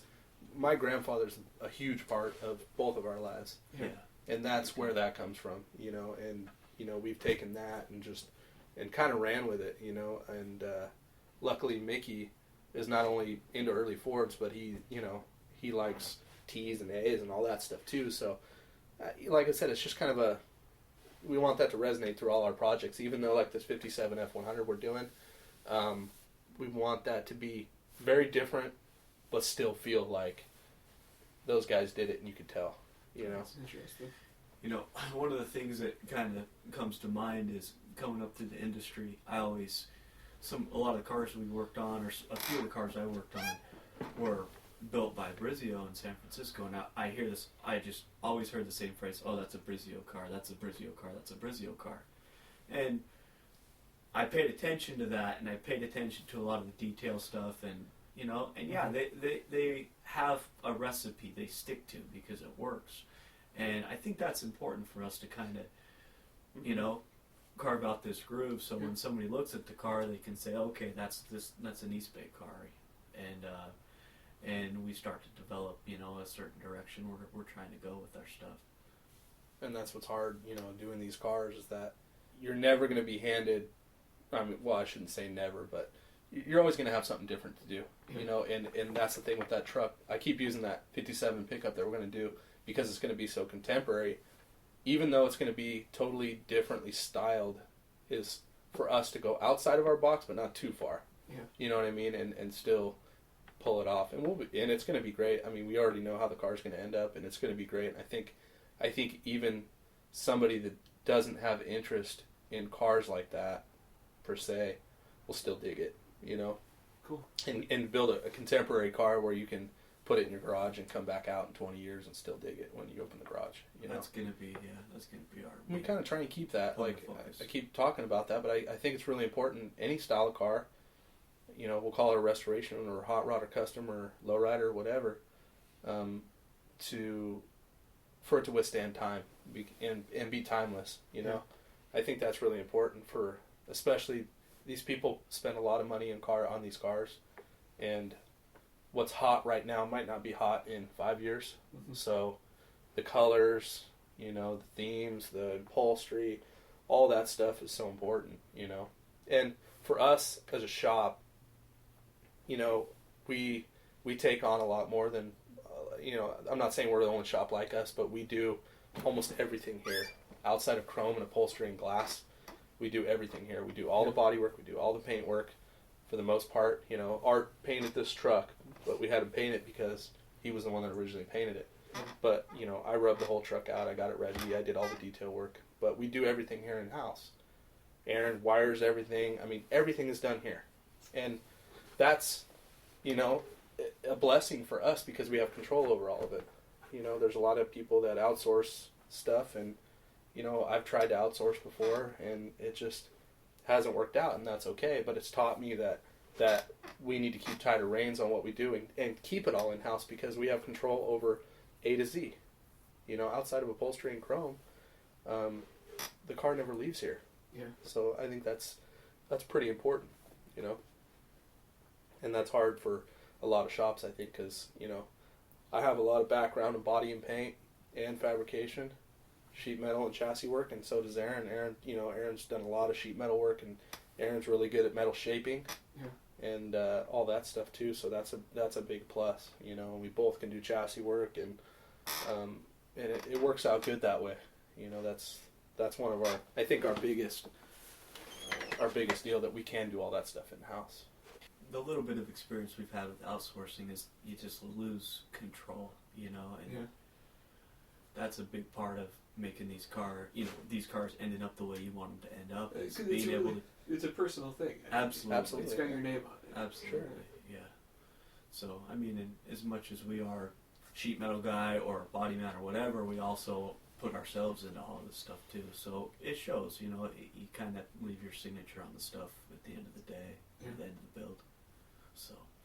And there's that type of guy for every aspect of car building, you know. Mm-hmm. There's different shops that do every style of car that, you know, some guys do outsource and some guys don't, you know. But it just kind of, I don't know. I guess when I started the shop, I kind of just, I didn't really have a really crazy plan or nothing. I knew I always wanted to do this, and it just so happened that I could do body and paint and fab and do all the stuff. And you know, I'm not a wiring guy, so luckily Aaron is like a genius with wiring, and he's just like very meticulous and routing and wiring, and you know, you can relate, you know. And it's just it all works, and it's come together so well with the two of us, and we work so good together, and we just happen to be best friends, and you know, it's just it all works good, and we make it happen, and we both have the same work ethic. We just, if we got to do something, it's gonna happen. There's no ifs,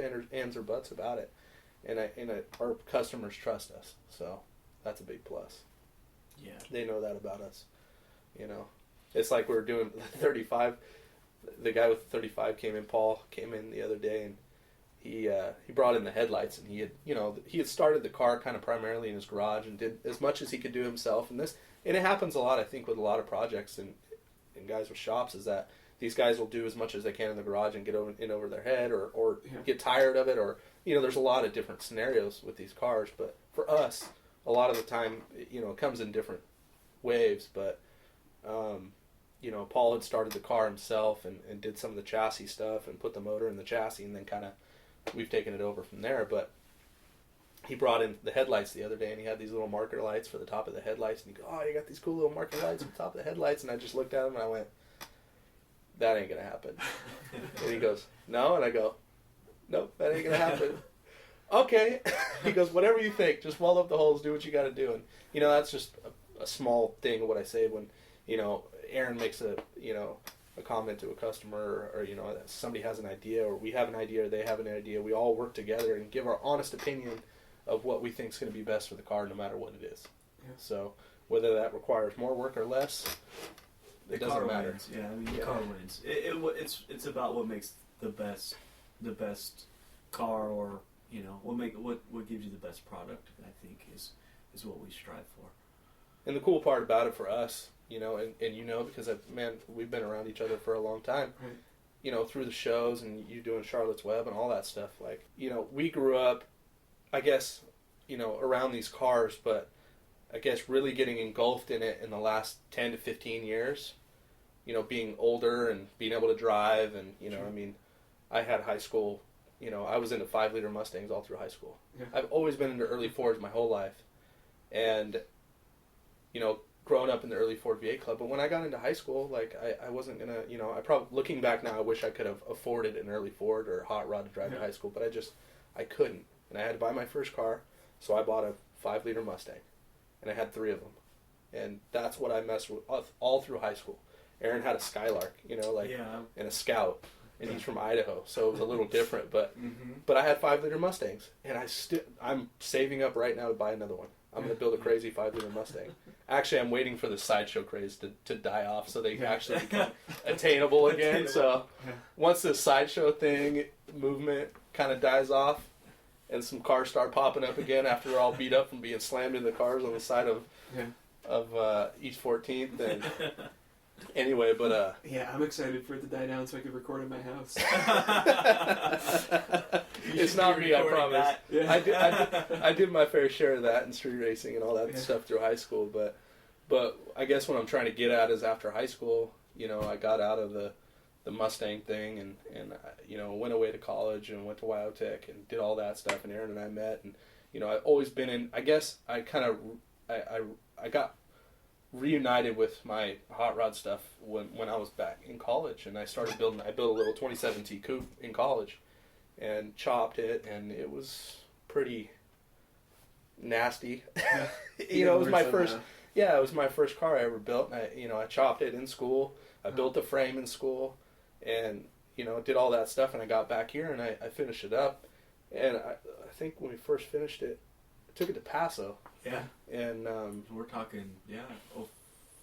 Well, 05, 2004, 2005, somewhere in there. 2004. And it barely ran, and there's a picture of all of us pushing it and riding custom, like, because they were kind of clowning on us because we're here, these dumbass kids pushing this shitbox 27 coupe, like, in riding custom, and a bunch of guys we worked with, we all got it finished, and I think Aaron, you were working for a hot rod shop in Portland. You flew out and helped me finish it.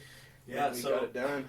Yeah, actually, I remember that pretty good. So I flew out, I think on a Wednesday or a Thursday. Yeah.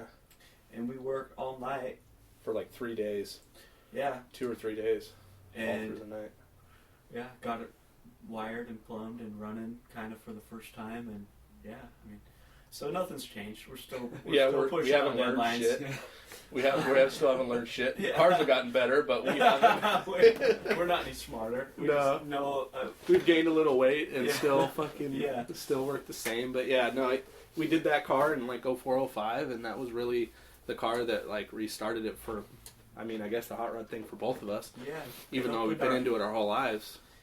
It gave us a reason. I mean, it exposed us to Paso Robles, and it exposed us to the Cow Palace. It exposed us to all that stuff that kind of molded both of us, really. I mean, like Brandon said, when I came up, I don't come from a car family or anything like that. I just liked cars and kind of developed it on my own. And in high school, an old car was a muscle car, and that's kind of the direction I went. Stay shitty, yeah. And I, as I got older and decided I wanted to learn how to work on them, and I found Wildtech Vocational School. That's where I met Brandon. My tastes kind of just grew to older and older and older. The older I got, the older cars I liked,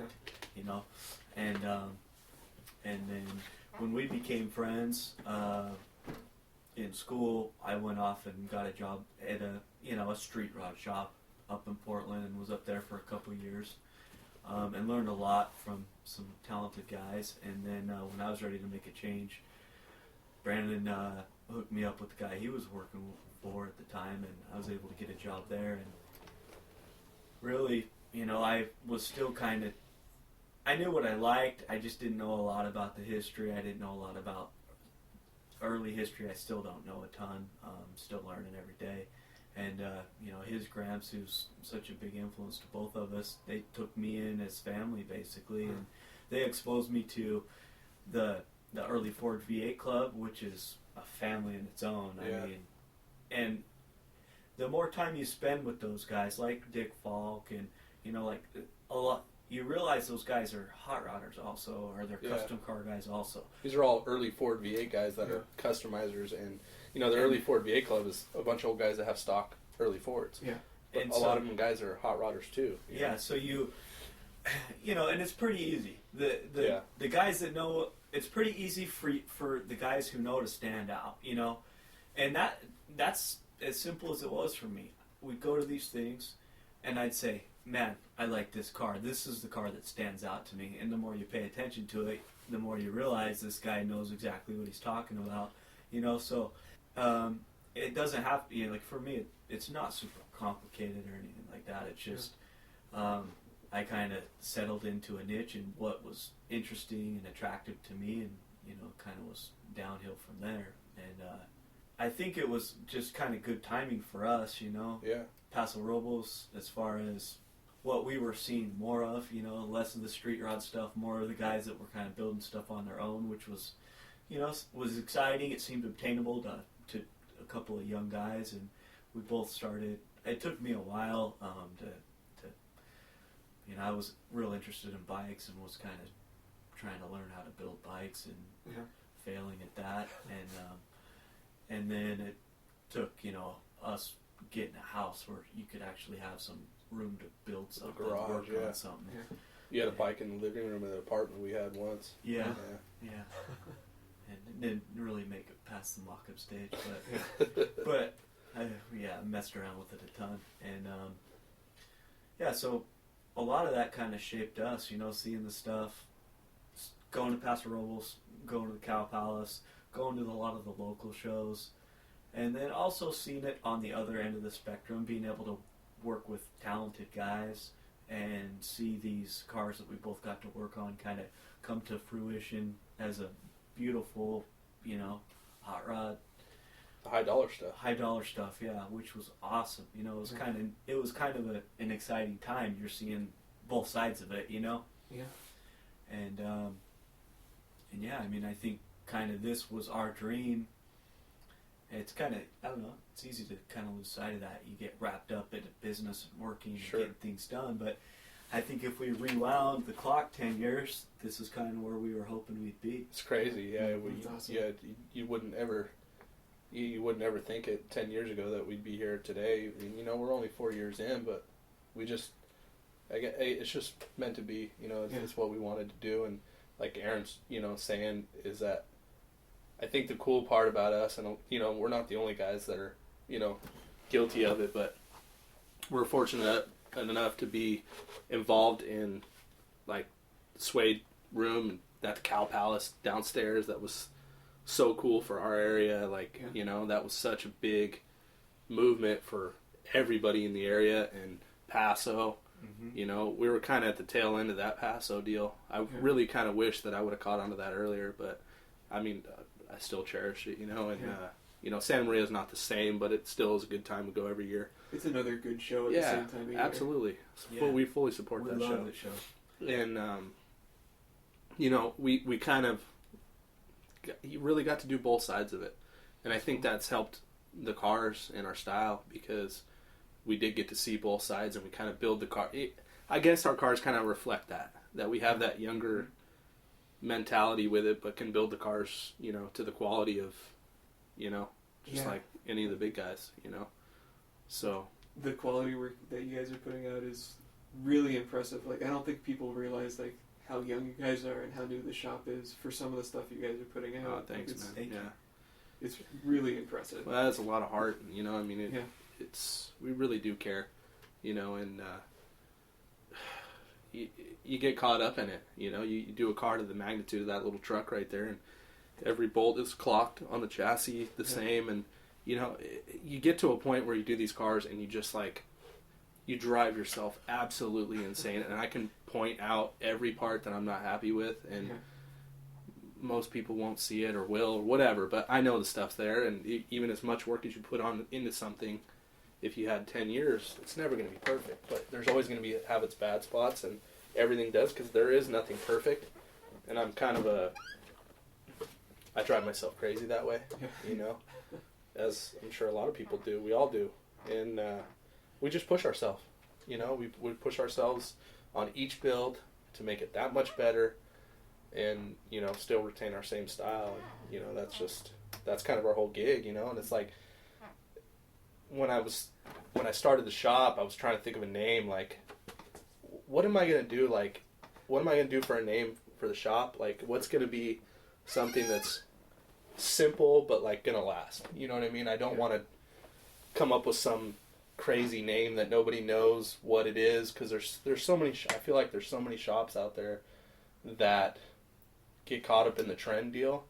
That's so they worry about what their shop's called. You know, Low Life Customs or what, you know. I don't even know if that's a thing. I'm just saying, like, and you if know, it is, that was pulled at random. No, that I don't. It may be. I don't know. Yeah, lots of K's and Z's and that sort of thing. Yeah, the whole trendy thing. You know, I didn't want that. I wanted something very simple and clean. And you know, we are still the East Bay out here, which you know, a lot of people like to argue, but you know, we are Far East Bay, I guess you'd call it. But I grew up in Livermore. Livermore is still East Bay. East Bay, yeah. I mean, this whole area. Even though when you think of East Bay, you think of Oakland. Oakland's only 10 minutes away.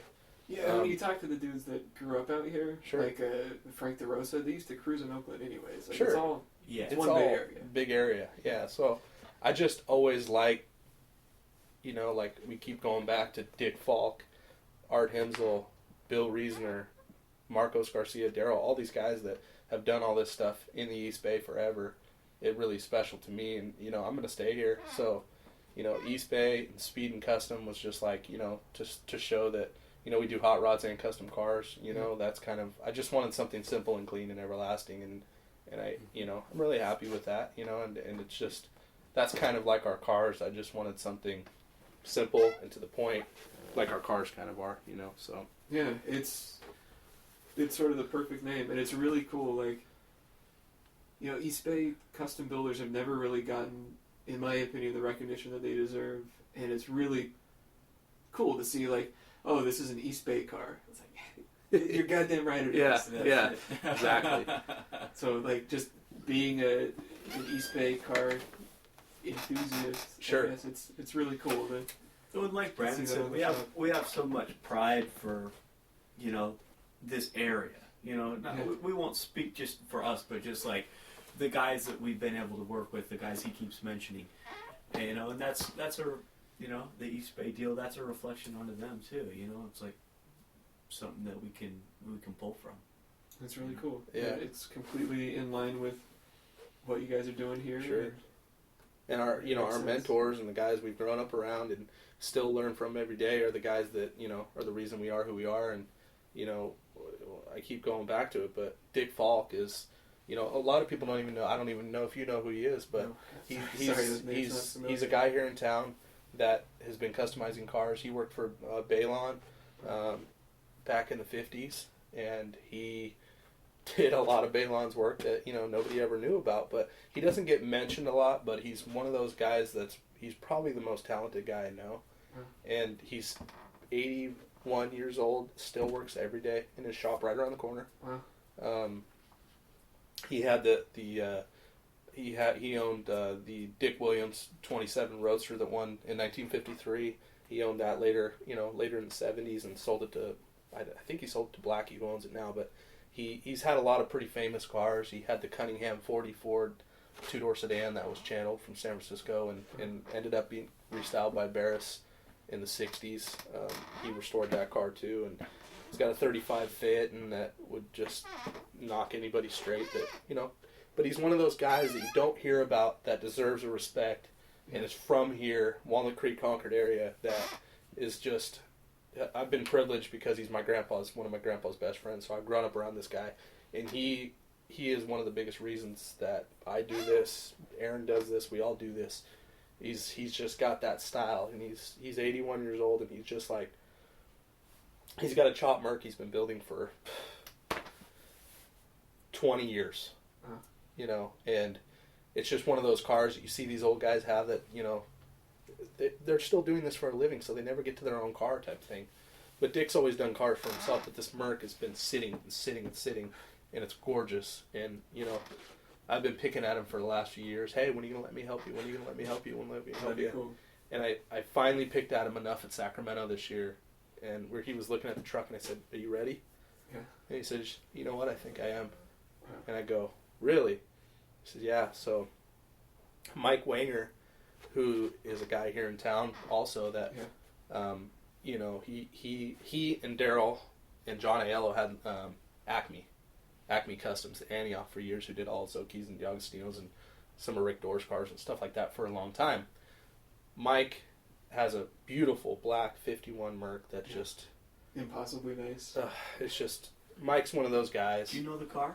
Yeah. Yeah. Dead End just did a shoot with Yeah, him. they just shot it. In fact, his name has been mentioned in every single podcast. Really? I was Well, noticing that. he should be, because he's one of those guys that he will not be the guy to toot his own horn. he will never toot his own horn. Opposite of that. Absolutely. But just the best guy.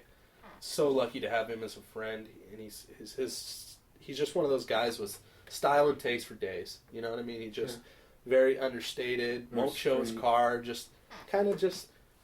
He's always been that way.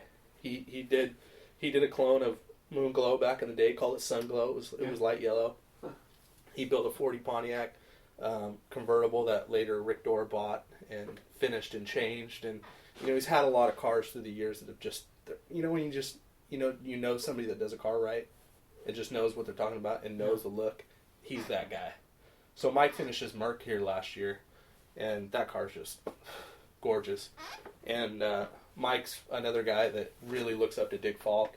And Mike and I have been talking on the side, like, hey, we need to get Dick to do his Merc. So finally Dick's ready to work on his Merc again, and Mike and I are going to try and help him, like, one day a week. Go over there at night and just, okay, let's go. Let's do this. We'll put in 2 hours every Tuesday or something. You know, just something very simple to get this guy working on his car so he can finally have his Merc done. And that's kind of the plan for this next year, is to help him with his Merc. But Dick Falk's one of those guys that is very particular about every little detail of this car, and that's why part of the reason it's taken so long, you know, is because he's so particular, and every car he does is so right. Yeah. You know, I remember being a kid driving with my grandpa downtown Walnut Creek, and Dick is one of those guys, he'd find a low mileage car, whatever it was. If it had low original miles on it, he'd buy it. Didn't matter if it was a 78 Pontiac or a brand new Mercedes. You know, if it was a nice, clean, original car, he'd buy it. And he had like a, man, I was probably like 13 or 14, and he had like a late 80s Mercedes sedan that he had bought because it had like 4,000 original miles on it at the time. Like, why? Because it was clean. Yeah. And he was at like Big O Tire. That's a body man. Yeah. That's That's a real body man. That's a real body man painter, because the color match will drive him crazy. So he's looking for something that's perfect. Yeah. And it's not that he even wanted the car. He just couldn't not buy it because it was so nice and original. So unnecessary. But what I'm getting at, it didn't have to be a 50 Merc or a 32 Roadster. Like, this guy just has appreciation for cars in general, and he found a nice original car, so he just like had to buy it. So he had this Mercedes, right? And we're driving downtown Walnut Creek, and we drive by Big O Tires, and here Dick is standing outside of Big O Tires, outside the bay, and the Mercedes is up on the lift with the tires off. So we pull in, and, hey, how's it going, Dick? Oh, good. And we're talking, and everybody's cool. What are you doing? Oh, I'm having tires put on the Mercedes. Oh, really? Okay. Did it need tires? No, I didn't like the sidewall and the tires that were on it. And I look at Grandpa and I go, is this guy crazy? Like, what's the deal with this guy? You know, and growing up around, I mean, I knew him, but I didn't know he's that crazy. He had Big O Tires that day put like 5 different sets of tires on this Mercedes to get the right size and sidewall on the tire of this late 80s Mercedes that he was just going to turn. Like, he's just that particular about stuff, you know, and I think that's a small, you know, example of how I hope to be that crazy. You're on your way. When somebody does something like that, or they do something that's different than what everybody else does, and then you realize their work or their cars are different than everybody else's, then you got to pick up on that, because those are those things that stand out, you know. Most guys walk through a car show and go, "Oh, did you see that guy with the crazy flaked roof? Did you see that car? Oh yeah, I saw that car." But like, I guess we've just been trained around, you know, the cars we've been around, like, look at cars totally different. Yeah. You know, and most cars probably the cars that we're going to like the most are the ones that nobody looks at. Yeah, like the pictures of the cars you sent me from Autorama. Like, yeah. Not that they weren't nice, but they definitely weren't flashy. Sure. It was like, it was funny. Like, he sent, was it 66? 66 Impala. 66 Impala. Yeah. And it's like a real nice green with like reverse true spokes or something on it. I sort of laughed when I saw it. It's like, you know, if you guys were to build a lowrider, this is like it makes perfect sense. Yeah, like, very simple. Close to a factory color. Yeah. So simple. The right wheels, right tires. Yeah. And that's all important for every build, you know. Yeah. And I sent you a picture of that Riviera too. Yeah. The Riviera also. Another simple, like. Yeah. But so kind of like outside of our box a little bit, but still, I don't know. I guess that just applies to every kind of car, you know. Yeah. Whether it be your new car or whatever, you know. Sure. It's just kind of the thing, whether it's 1924 or you know, current day. Yeah. I was geeking out. We have a Volkswagen with a CC. Uh-huh. It's got a molded console and bucket seats in it. Like, when I saw it at the dealership, I was like, oh shit, look at that interior. Like, it's got like horizontal pleats to it and like a molded center console. Like, man, like, that's cool, yeah. You know exactly where that styling came from. Exactly. Breaking all the rules, right? That's crazy. Yeah, it's funny. I mean, we play this game almost everywhere we go, and you get a kick out of it. Is like, go to Sacramento, Autorama, and we choose a car. Okay, what car do you choose? You know, you get to pick a car that you can go home with. You know, we do it every car show. And and man, it's usually very odd. Like, it's usually no. This is my favorite one. Was I can't remember what year it was, but we went. I think it was one of the first years. God, what? It was one of the first years that we went down to Pomona for the Grand National, because I didn't start going to the Grand National until after I started working for Daryl, and that was almost 15 years ago, or 12 or 13, 14 years ago. But it was a few years after it started, but one of the first years I went. And we go, and I think, you went, obviously, and we were down there together, and we go through the show, we do our whole thing, get the weekend over, we're driving home, and I always ask him first, all right, what's your pick, dude? Yeah. What is it? Mm-hmm. And he picked the Barber car. Dan Woods. No, it wasn't Dan Woods. Wasn't that Balin car? Or was it Dan Woods? I think Dan Woods did that car? I think Dan Woods did that. It's this fucking car that... It's a 70s show rod. Yeah, it was a barber chair on wheels. Yeah. Fucking Have you ever seen awesome. that thing? It's not familiar. No. You gotta You'd see remember. Yeah. I'll tell you that. You haven't seen it because you'd remember. Yeah. It's So tell me that some crazy guy built a barber car and had the balls to show it and probably drive it. It looks, first off, it looks scary. It looked like a chariot. Like you Dude, it had a fall out of wheelbase. It had like a 2-foot wheelbase on it, and it had like reversed, like, when I mean reversed, I mean like probably 10-inch wide, 13-inch Kragers on it. jeez. You know, with like indie wrapped Goodyears on it. Like this thing is absolutely. Normally, it's pretty. It's like We're pretty predictable. Yeah, Herb Ogden 41 Buick convertible. Like Yeah. pretty simple taste, but yeah, every once in a while. That kind of set the pace, because I think the next year, the year after that, I chose the ice truck. The ice truck. And Yeah. that's honestly, not a lot of people will probably guess that I love that, but that's probably one of my favorite cars ever built, was the Dan Woods ice truck. And that thing is insane. Yeah. You know, I mean, part of the reason I like Dan Woods stuff is, like I said, I like Rivieras. Skylark wires are, like, in my opinion, one of the best looking wheels on the planet. Yeah. I don't care what kind of car you have. I swear if I took the right set of Skylark wires and tires, I could put them on that truck. Yeah, absolutely. And you wouldn't think that would work, but it would work. So Dan Woods was a hot rod builder from LA area, and part of his business early on was taking Skylark wires and reversing them and putting them on different hoops. And a lot of the early show rods in the 70s, way before maybe they were used a lot on lowriders, but they were on a lot of hot rods. Yeah. And then they were really popular. And that thing had like 12-inch wide, The hoops. Yeah. fucking, dude, a foot deep, perfect chrome, reverse Skylarks on it. You know, and it just, that car is so crazy. Have you ever seen that car? The ice truck? Yes. Yeah, That Dan one- Woods that's ice truck? familiar. Yeah. But yeah, that's part of our game. Every show we pick a car, and those were probably the highlight too. We'll have to just send him the our pics. Yeah. Sure. Yeah, but he's gonna get super bored of most of the pics. Shit. But that's kind of how we like gauge gauge how the show went by our picks after the show. Yeah. We make Grandpa pick one. Yeah. My grandpa always goes to all the car shows with us. That's He cool. picks one, and Aaron picks one, and I pick one. And they cannot be the same car. Yeah. Most of the time, one of us picks the same as one of the other people. So we usually let Grandpa go first, because Yeah. Yeah.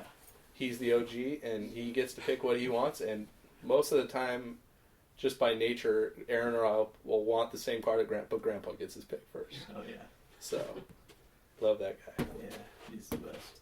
But yeah, it's crazy. You know, we do a lot of. We're trying to do as many shows as we can, but we try and hit the biggest shows for our area. We don't go too far, but L.A., Sacramento, Santa Maria. We might venture out a little further with that truck we're going to build. Yeah. Because the customer's from Arizona, and he actually might want to autocross this truck a little bit. So it's going to be like a full show truck, but be able to like get beat on. So Crazy. that'll be pretty neat and different for us too. So as well as doing a show car, but performance. Yeah. Because we do a lot of performance stuff, but our era performance is very archaic and very slow, Right. because we like flatheads, and when we say performance, they're not really performing for shit. They're just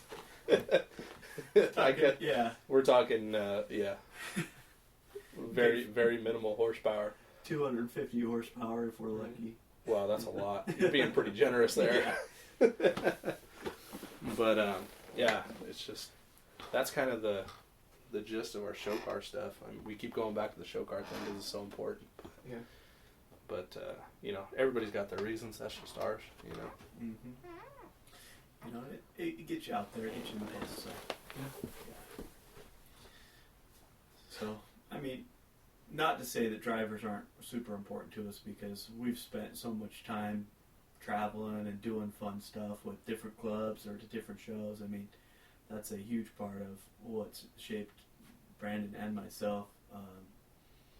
You know, more fun than anything is going to, you know, what was Paso or Santa Maria now with your buddies and driving there. You know, the drive is the fun part. Yeah, that's the one really cool thing about Santa Maria that carried over from Paso. It's still a driven car show to me. Absolutely.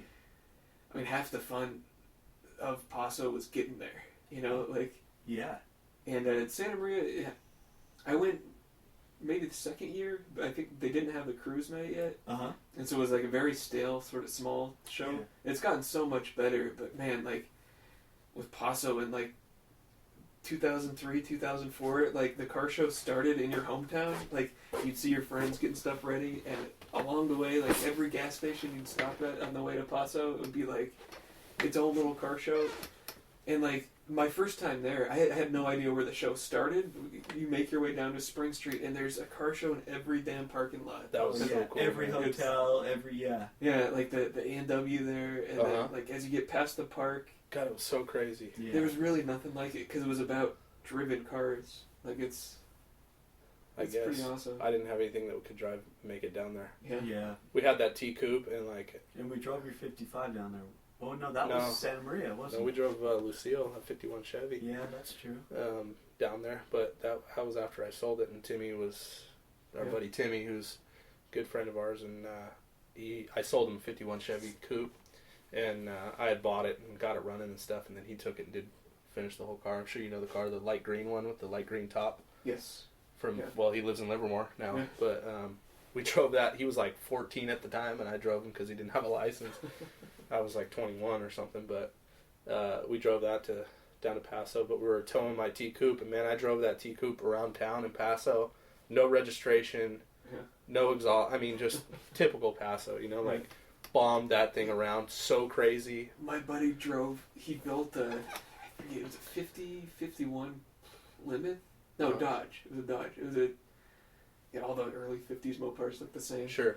He dropped the slant 6 and a 3-speed, like the whole drive lane from like an Aspen station wagon. Uh-huh.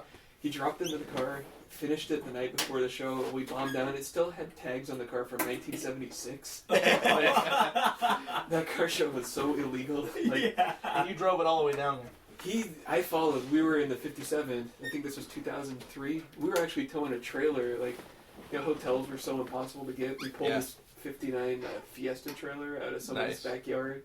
Got it for $200, so that was our like jam to get down to the show. Sure. We had like a trailer hitch that we found, like bolted to the bottom of the car. Yeah. It was so much fun. Like it was such a dangerous car show. Yeah, it was. It was such a cool thing to be a part of. It was, and it's such a shame, but like I get it, but don't get it. You know, like that brought so much revenue to that town, but it also brought a lot of trouble. You know, that really wasn't the image that town was going for, so it had to end. I mean, all good things had to come to an end like that, but it was a really cool time. Paso was really, you know. Santa Maria's getting there. Like, I honestly believe that, like, Friday night in Santa Maria, that was the most fun. Last year, like, it was awesome. I haven't had that much fun at a car show. I have all sorts of friends, and we know I'm sure you know the same kind of people that are like went to Santa Maria the first year or second year, when it was just getting going, and they won't go back because I was like that for a few years. Yeah, like, and luckily we stuck with it and gone. I think I only missed 1 year, but it's really pretty good. You know, it really is a good show. And that's the thing. We all gotta. If everybody goes, then it becomes more fun. That's the thing is, you know, we make it what it is. Paso's gone, so we have Santa Maria. We might as well get behind it and support it, just like all the other stuff, the Autorama, even Pomona. You know, Pomona gets a big turnout, but all the stuff, I mean, if you don't get out and support it and do your best, then It's gonna go away. Yeah. And that's what makes it fun, is everybody building cars and trying to get their stuff to it, and you know. Yeah. Last year was just like the funnest year of Santa Maria for me because I got married last year, and Aaron threw my bachelor party while we were at Santa. Perfect, because like I'm not like a sports dude, I'm not a partier, like I'm a car guy. So of course my bachelor party is going to be at a car show, right? Yeah. I have a lot of friends that aren't into cars and stuff, so like they didn't come, but like all the car guys came, and it was so much fun. It was so much fun in Santa Maria. I won't get into the stories because they're not really fun. Let's just say that we had a good time. Was it Saturday night? Yeah. Saturday night. We had fun. We had fun. Yeah. And we had all of our car buddies made it. Well, most of them. You know who you are that didn't show up. Yeah, you know who you are. Yeah. But anyway, yeah. we had a great time on Saturday night. And there was a couple of our customers that were involved in the fun too, and that was cool. Yeah. And Santa Maria's a good time, man. It really is a good time. Yeah, I mean, I really wish that the people that went the first couple of years and were disappointed would come back to it now, because I really feel like they got it nailed on Friday night, and it's a lot of fun. I'm that person. I went. I think it was the second year. We missed the first year for sure. I think it was the second year, and there wasn't a cruise night on Friday. And if there was like it was unsanctioned. Yeah. Yeah, and we were vending too. So like, for us, like we showed up, we set up inside. Like I'd see the doors open every once in a while and peek out at the car show. It was such a boring experience for us that we didn't go back for years. But we finally went back, and we took the car, and we didn't enter it. I parked in the neighborhood during the cruise. But like we were there, we were part of it, and like. I got to hop in my buddy's car, cruise down the strip. Man, I hadn't had that much fun in such a long time. It was great, and it was so many cars out there. I mean, and like, really, Paso is such an unlikely place for a thing like that. It can't be the town, right? No. It's the people. It's the people. It's us. But the biggest part of Paso was like the deal there was that like everything happened in such a close proximity. Like the park being right there, the cruise being right there. That's the only thing that, so different from people to try and grasp about Santa Maria, because the show's in the fairgrounds. Yeah. And they keep calling it like a good guy show, but it's not. I mean, it's still a great time, and, we're going to keep supporting it. We're going to keep going and keep having a good time and keep thrashing on cars to get them done, and, just like all these shows. And it's, like Aaron said, if you don't do it, it's going to go away, Yeah. And we do a lot of other stuff, like I keep mentioning the early Ford V8 Club, that a lot of these hot rod shows and stuff, like, we don't take our girlfriend, Aaron has a girlfriend he's been with for, 8 years, and I'm married and I have a daughter, and, like, we go down to LA, it's really hard for the girls to go, and so we do a lot of early Ford V8 Club stuff, because that stuff is, like, super family-oriented, and, the girls have fun going to that, and our girls are like, I know we haven't mentioned them at all yet, but like they're the best. That's our support group right there. Oh yeah. Yeah, and we couldn't do this without our women. We really couldn't. Yeah, so they basically take care of everything, so we can run the shop. So we can be immature and be here building hot rods in the middle of the night at 4 a.m. for 4 months straight. Yeah, they're like, so let me get this straight. You're hanging out with your friends all night, working on cars till 4, and I'm supposed to be cool with this? I'm supposed to do your laundry? Yeah. And but, they totally have been behind us, and, they deserve as much credit as we do for really doing this, because every, good man knows that his wife or his woman behind him is, it's so important. Yeah, without them, I mean, we wouldn't survive. We'd be dead. We'd be in here dead somewhere. We'd still be thrashing on that truck and forgot that LA even happened. Yeah. So that's really important to us. And, family is everything. Yeah.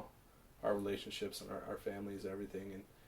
And that's a big part of this car hobby, because, like my wife, her family is a sports family. Yeah. And I don't relate to that. Yeah. I don't relate to that. And I don't, and there's nothing wrong with it, No. I mean, we all joke, but like those are the jocks, you know, Right. like, Yeah. and that's cool. And there's a lot of car guys that are sports guys too. I'm just not one of them, man. Like, I cannot sit in front of a TV. I just don't relate to the fact that some guys can sit in front of a TV and watch a freaking game and not be a part of it. Like, Yeah. Like, I play sports before I'd watch. I'm not much of a sports That's player. what I mean, either, like- but, like, get your ass off the couch and go play if you're going to be such a fan. Like, yeah. for us, this is our sport. Yeah. And it's our hobby, it's our everything. So, and we do it. So I look at guys that, like, no offense to all you sports fans, but like, it's just not me. So like, my wife's side of the family is all sports people, and I'm just the car guy. I can't You know? be entertained with watching car stuff on TV either. I mean, there's so many car shows out these days. It makes me, like, I get, like, frustrated. I'll watch someone do car stuff. I'll Sure. like, shut it off and go out to the garage. Like, Yeah. I gotta work. Like, Yeah. It Well, drives me crazy. I think that's the mentality. I mean, we've always been we've always done stuff. We've always been helping somebody or helping each other or whatever it is. We've always been striving for this. Neither one of us are the type to just kind of veg out. We've always been doing things. We all need a little time to relax once in a while. But I don't get to sit in front of the TV thing that often, but I do. Watch all the shows with my girlfriend, whatever she wants, just to spend time with her. I'm like, yeah, sure, cool, Sure, I whatever. like it. Let's yeah. decompress a little bit. yeah, there's a place for that too. Absolutely. Absolutely, yeah. Absolutely. But it's definitely been, we're getting smarter the longer we do this.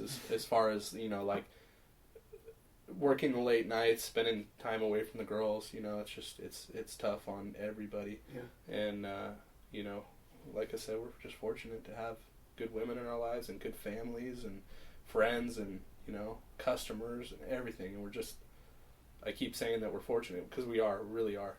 Because we are new in the industry, but we work hard and we do everything we can to keep this going. And I think that's really going to be why we last, because we're going to keep doing that and keep that motto, and keep making the cars better and and try and keep our style. So. Yeah, and we appreciate you too coming out here to sit with us and do this. It's Listen to all pretty this bullshit. neat. Yeah, exactly. I love it. Awesome. Well, I could probably keep you guys here all night. Well, we can talk all night. We can't. We can. We'll go off on Yeah. tangents, dude, and it'll be crazy. We'll end up talking about hot dogs or something. Yeah. Awesome. Well, thank you guys very much. Absolutely, man. We really appreciate it. We're here to support you and what you're doing too, so we dig it. It's really Appreciate cool. it. So there you have it. Those guys are great. I had a really great time sitting down and talking with them. And like we said, we could have gone on all night. When I was packing up the mic, we were taking one last pass through the shop. And, Mickey's Mouse is so impossibly nice. And it was right there that I really got a good chance to look at it closely. And Brandon pointed out something that he had hoped to bring up during the interview, but we just didn't get to. So this car was Mickey Himsl's daily driver back when he was in high school. And when he was in high school, he took a girl on a date. Now, apparently, I don't know Mickey, but people who do say he's always late to everything. And when he was a high schooler, he was no different. So that girl picked up this little chrome accessory clock and gave it to him as a present, as a reminder to never be late.